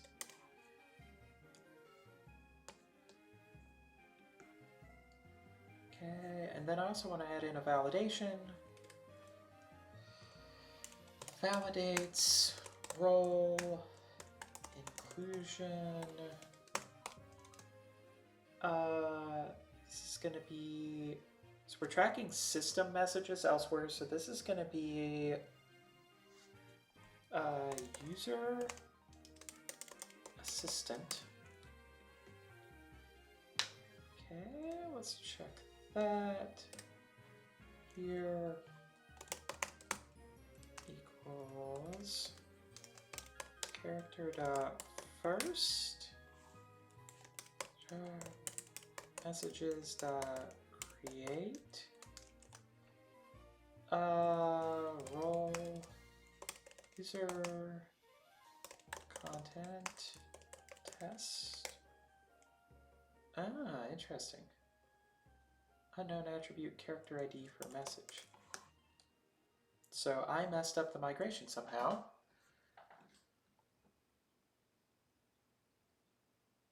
I know how I messed it up. Rollback character singular. Okay. Here. Now let's try this. Boom. Here, and then let's just make sure that the validation works. Unknown. Perfect, validation works. And then let's say validates that, presence true. Validates content, presence true.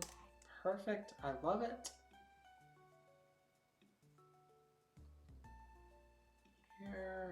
Here, okay. And then all that's left is summaries.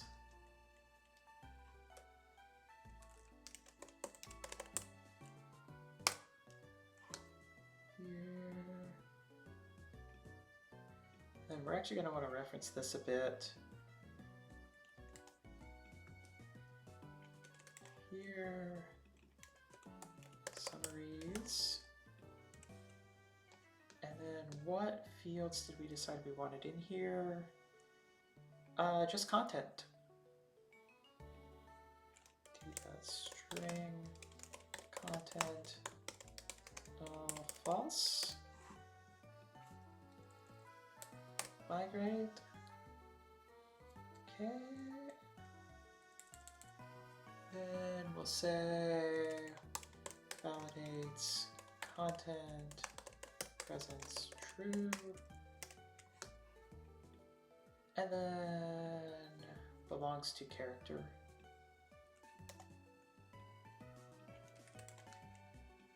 Perfect. I think that sets us up with everything we need for our models right now.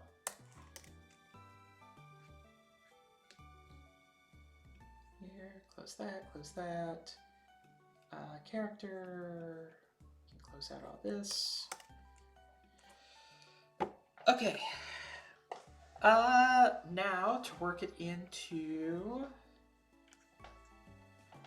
character chat service.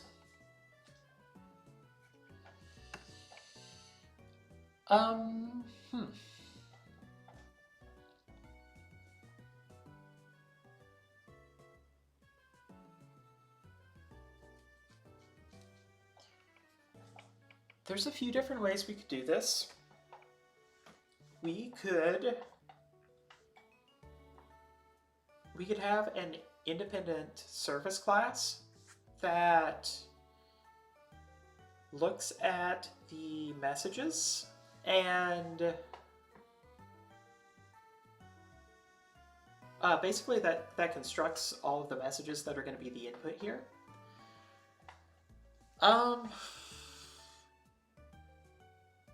We could make it a sub method on character itself, but I mean, just personal style preference, I prefer keeping the actual like application record classes pretty basic.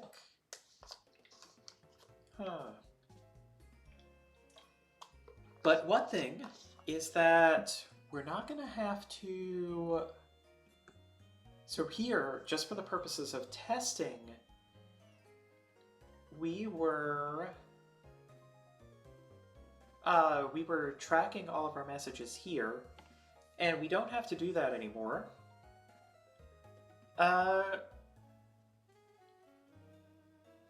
Because if we have the character itself, we can do character.messages,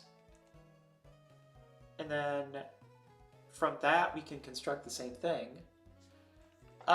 Let's see. Actually, and we can add a helper method here.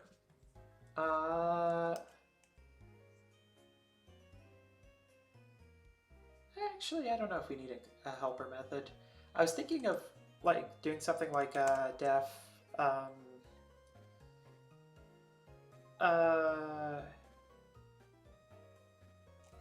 format. Let's see, like API format or something like that, and that would just return role. I think adding a method like that might be a little bit overkill, but it could be, I don't know. We can have it in the back pocket in case we feel like our code elsewhere is getting crowded. Although having it here would be nice because then we could map things a little bit better.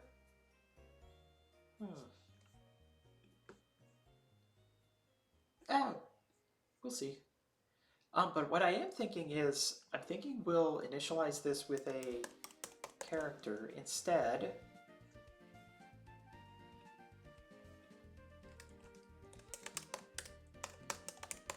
And then we don't want to modify the character from here, so we'll make it a reader. Just because before messages, like, again, that was just for some temporary testing. So we don't really need that.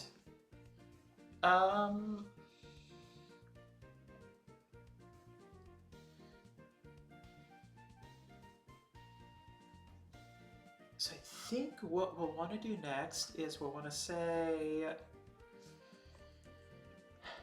Alright, so we'll still take a message here.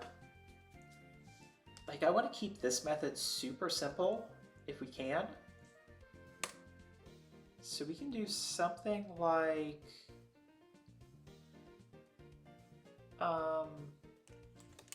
character.messages.create here, and then it'll be role user con, if I can type, content message. Okay, so that'll create a new message record. Oh, we might need to wrap it in a transaction.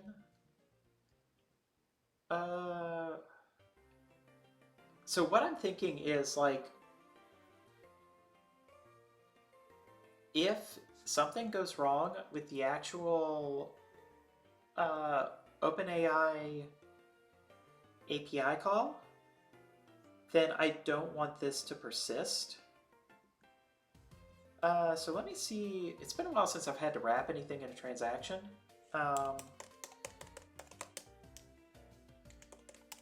just because, yeah, I want to be able to roll it back if we have to. I wonder how recent this is. Honey Badger's always good. And then the docs themselves.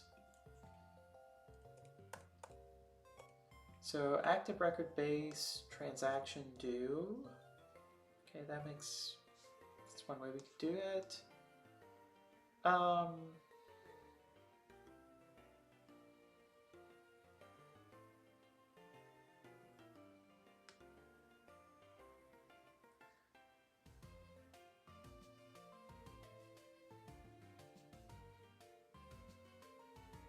Okay.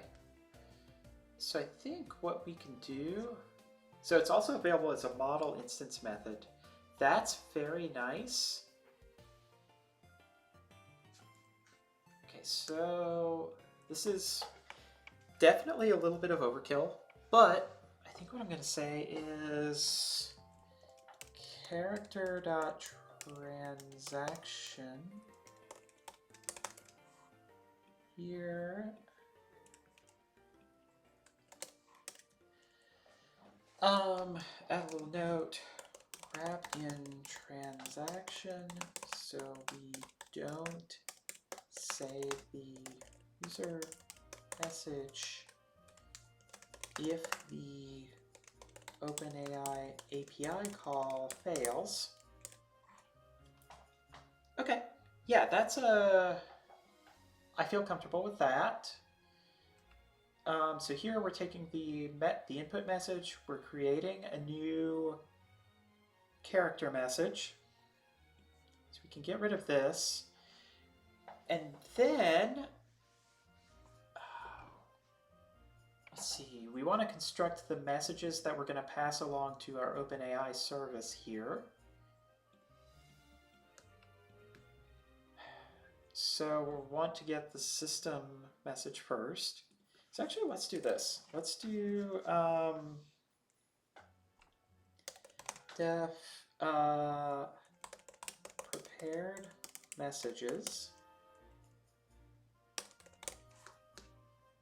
So by this point, if we're running prepared messages, we should still see, like within the context of running this, if we're running this within our transaction block, we should see this as a new message. So what we can do is we can say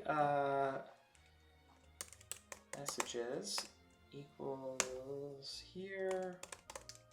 We'll initialize this content character.system message.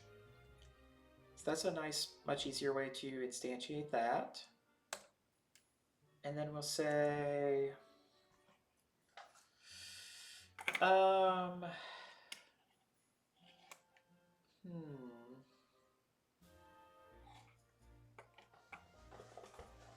quite sure how I want to tackle this.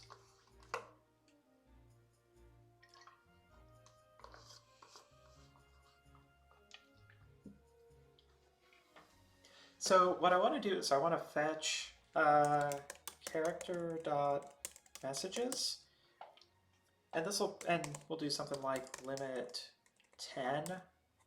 We'll have to come up with something smarter to like make sure that we're not hitting the token count, but 10 is going to keep us well under that token count for now. So here,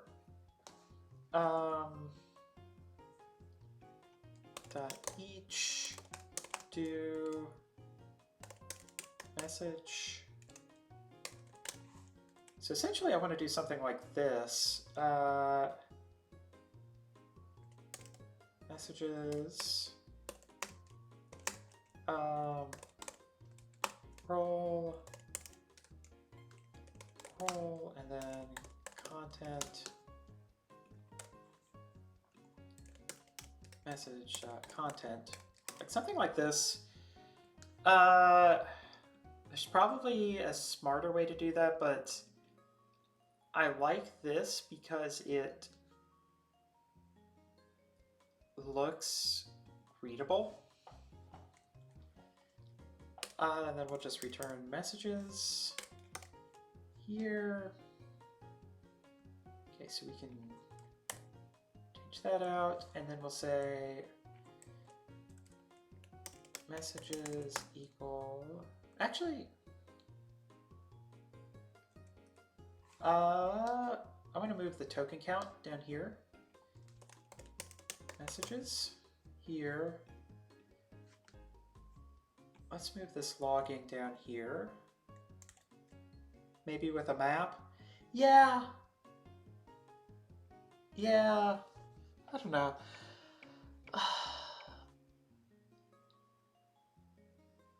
I don't know. I just kind of like the verbosity of this. I'm sure you're right. Like, there's a way we could do this with a map.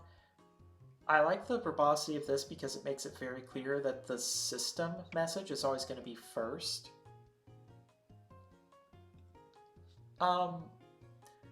If it ends up being trouble, like, we can always revisit it later. But yeah, here, so I want to do our logging here to get our token count. Messages. Yep, so passing that in as a param here, and then we'll say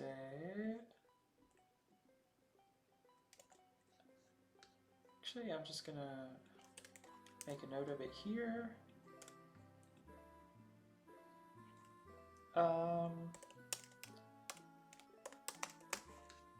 Equal prepared messages.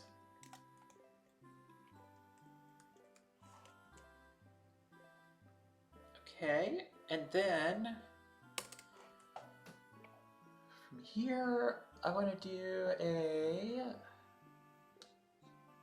yeah, so we want to call OpenAI service here. So response equals OpenAI dot get chat completion. And leave out temperature for now. We'll just let it do the default of 1.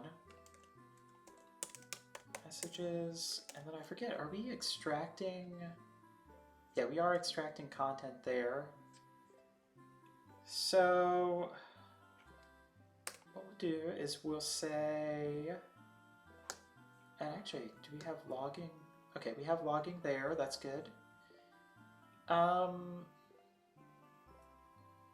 We'll do character messages create assistant, content response, and then we'll do puts response. Okay. So we initialize this, we have a character set up with our system message. We come down here, we say get a new response. Basically, we pass in a message. Within a transaction, we create a new message in our table, just so we have that history. And then we say, we do prepared messages, so we fetch the messages of the character. Oh, we need an order here.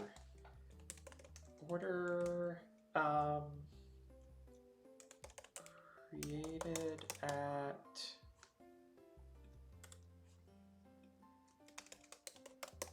descending.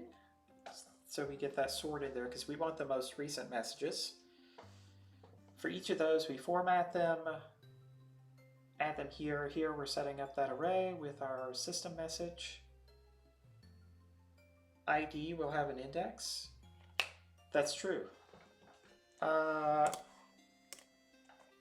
Good call.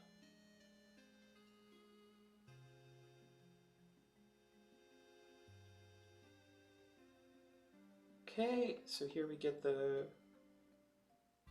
Yeah, I like that better. Yeah, that works. Okay, the first thing I thought was, IDs aren't sortable, but during the day, a lot of tables I work with use UUID IDs.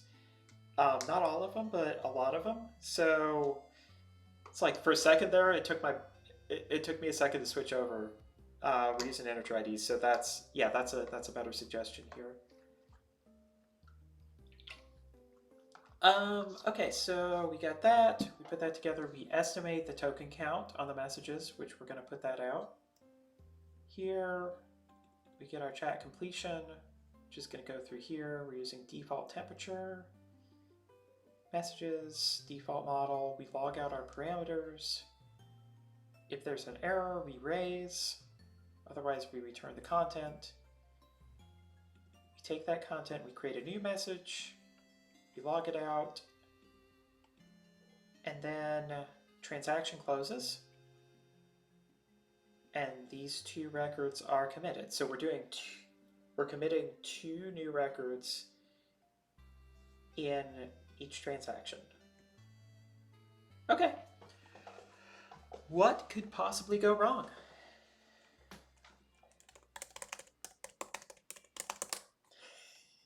We're gonna find out. Let's see. Character dot first, and then dot system message. Okay, so let's update our system message just to make it a little more relevant in the context of doing actual calls. Update system.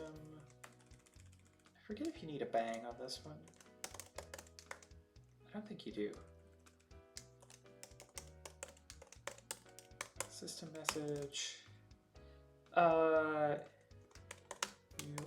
a slightly snarky assistant, but you mean well. So add a little character.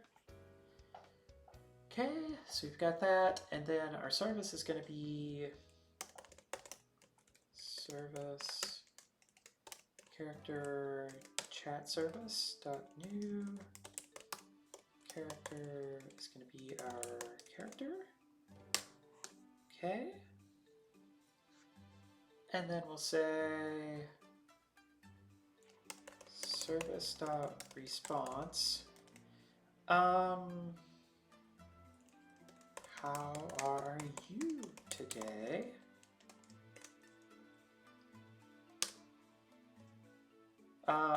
Keyword.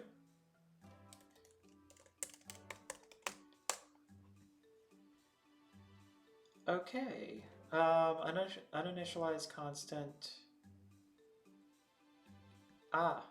So there was some API error. Good news is our rollback worked.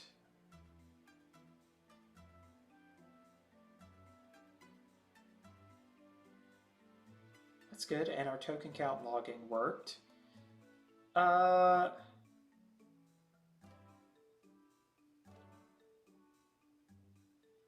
don't?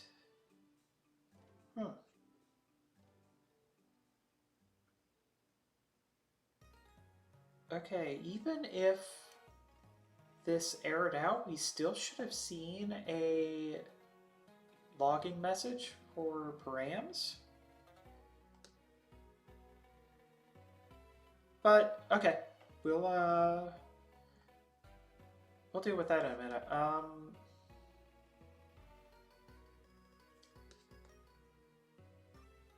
Uninitialized constant.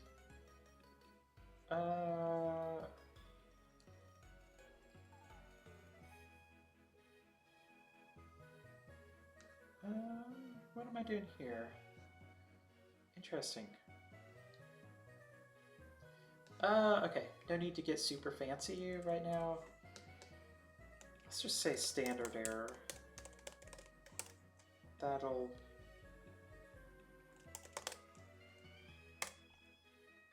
be fine.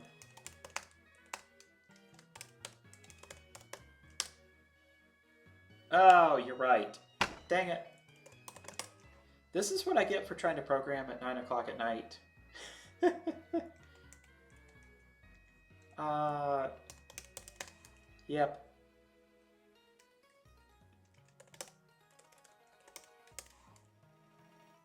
Yep, that is exactly what it should be. Thank you.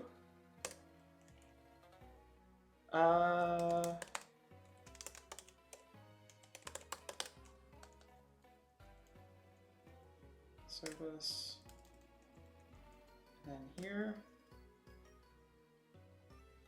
Okay, so it's actually working now. That's why, yeah, we were getting the error because of the syntax error.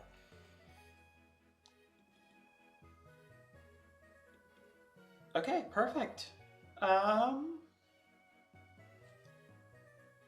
And then,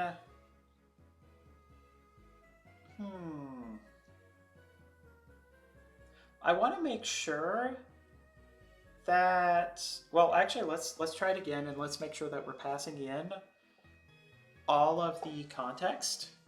So, let's see, what can we ask? What are some good things about line 21 to 23? You look nicer as a guard. Oh yeah, probably.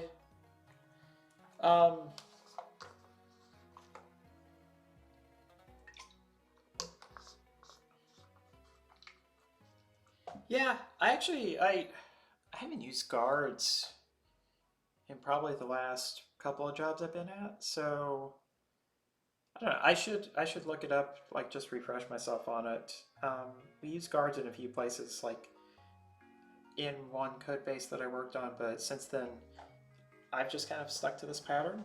But I don't know. I feel like with Ruby, oh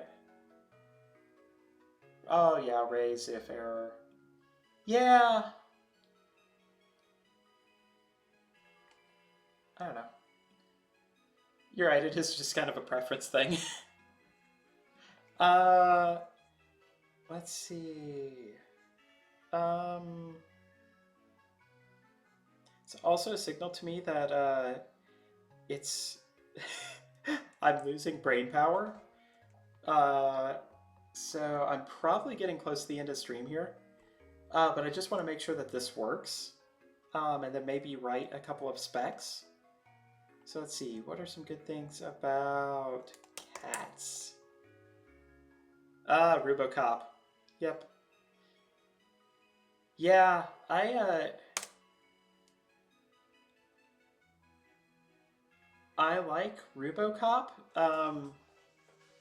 Like I think I'm used to standard RB. But I don't have the benefit of setting up like an auto linter. Um, like I did have an auto linter for a while, but a few of the teams I work with don't use standard; they use Rubocop instead. So it's really weird that we don't have like consistent linting rules across teams. Again, it is the preference thing. But I had a couple of cases where I was making a PR in another team's repo, and my auto linter just formatted everything that I'd worked on, and it was a terrible PR. So I don't. I haven't set up an auto linter in a while. Okay, let's see. So we've got that. So what happened here? We've got. So these were our parameters. So we've got our system message. Oh. Okay, so here's the thing. The way we're doing sorting right now, you have a gem, the linting rules defined for each Ruby version, then each service requires the gem. That's a really cool approach. Yeah. I kind of like that. Um, we have a few like uh, shared CI modules that we use, but we don't use it for things like linting. We use it more for things like making sure there's a working setup script. It's like it's enforced that every app in our system is going to have a working bin setup. Doesn't mean bin setup is right, but it just makes sure that it's there. Um, Interesting. Yeah, I like the idea of having it as a gem, though. Okay, so what's happening here? We're pulling back the most recent messages, but then they're in the wrong order when we're putting them together for the actual parameter set. So I think what we need to do is like messages dot, what is it, reverse?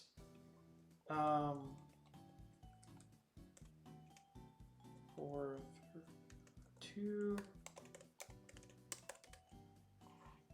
Yeah.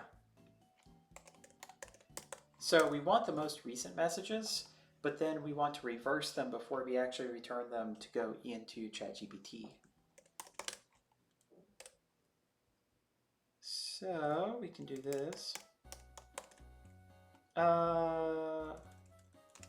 Equal character dot first, and then I don't want those messages tainting our history, so messages dot destroy all.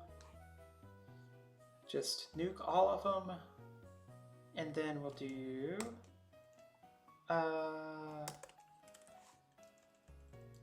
service new character. How are you today? Very nice. Okay. And then what are some good things about cats? Oh. Okay. Now the problem is that our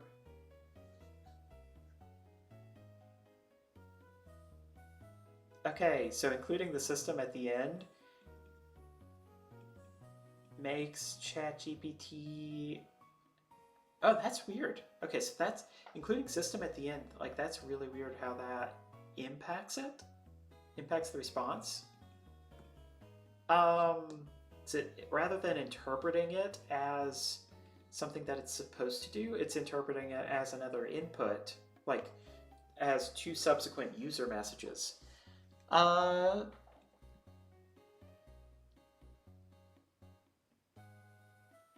Okay, so how do we want to do this?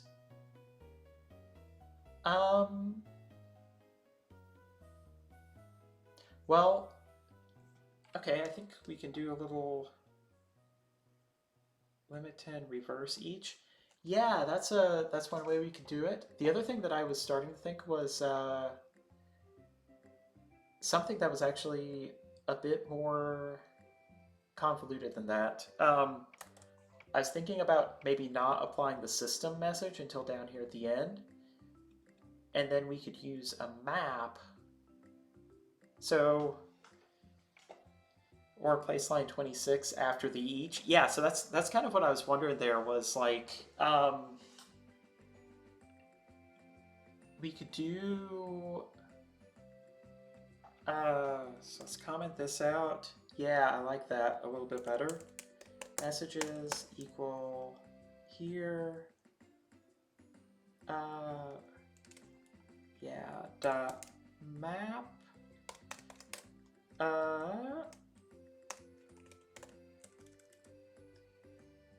Here. Actually, I think we can just do it right here. Like M. I'll probably hit like a line limit linter or something, but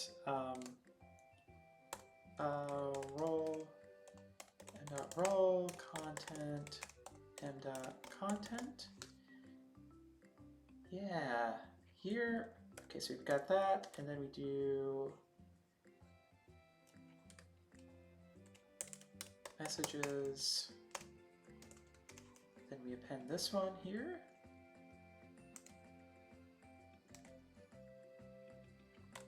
Here, dot reverse.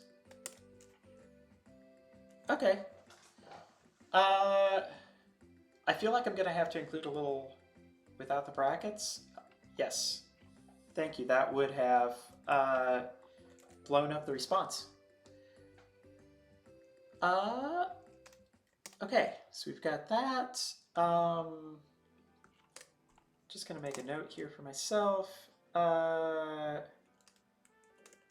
want the most recent messages, but returned in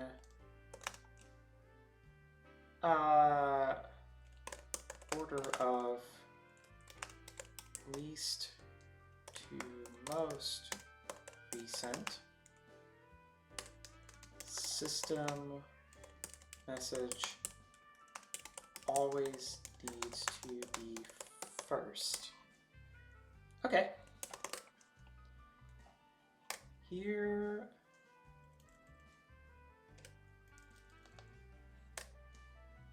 Here. Service. How are you today?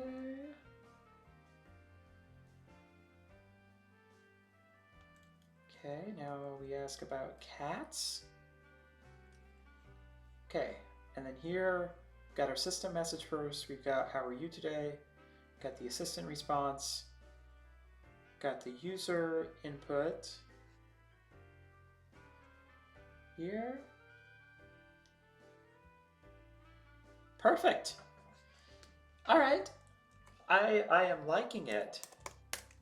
On the linter. Cool. All right. Yeah. I feel like this is a good stopping point for the night. I think tomorrow what I want to do is actually like start putting together some interfaces. I kind of want the first. Oh, hey, thanks for the follow. I really appreciate it. And because that's 10 folks, that means I'm gonna have to eat some spicy chips on my next stream. I've got some ghost pepper chips that I break out for the occasional stream. So yeah, and some hot sauces. I was using them during a Pokemon stream, and the Pokemon stream just went way too long, so I switched it. Anyway, you didn't need that context, but yeah. So I think tomorrow. Actually, I'm not sure yet if I'll be on tomorrow or Wednesday, but am I planning on Dockerizing it? I probably could. I was just gonna be running it locally, but at the very least, I'm gonna push the code up to GitHub somewhere so that other folks can use it. Because I think it's like, I don't know, I just think it's a fun example of kind of doing this sort of integration. Yeah, I can actually add that, like, maybe not the gen file, the README.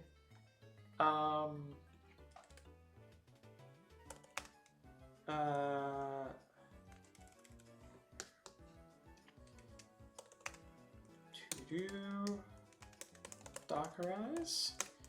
I think if I was gonna deploy it like somewhere on the web, I'd want to Dockerize it. I don't really want to do that because ChatGPT doesn't really have a great way of doing like pass-through API keys. You know, I think if they had like an OAuth system where someone could say, okay, I'm authorizing this service to make calls on my behalf, then I would consider putting it out there. But for right now, I think I'm just going to put the code out there for others to use and then run it locally. Yeah, so let me... That... So we experimented with temperature. That's good. Let's let's see, we're going to need to figure out better cutoff limits around tokens. We're also going to want to implement summaries. All right, so I think those will be the first two things that we tackle next time. And then I want to do probably some break tasks, maybe, as an interface, just to get started. I'm not entirely sure yet. I want to explore doing something like audio capture. I'm realizing that'll probably be maybe something more like a front-end task. In which case, if front-end, then set up an API layer, because I'll have to do like some sort of front-end implementation. Actually, you know, a very basic front-end would probably be nice to have. I've been meaning to explore stuff like Next.js or Tailwind. But we'll see. We'll see how long it takes to get there. And then audio capture. Oh yeah, and then need to integrate with speech to text. I'm not going to integrate with text to speech yet because that would be yet another vendor cost. But I feel like this is pretty good progress for one night. Getting the database set up, the models, and figuring out how the like just a bit more about how the API works. Yeah. So yeah, thank you for the help, Brainless Society. Like, it's always good to have someone to kind of bounce some ideas off of. Yeah. So hope you have a great evening. I'll be back online, I don't know, sometime in the next couple of days, but I'm really hoping to get it wrapped up before the end of the week so that I can start testing it out on a few games. All right, enjoy your evening.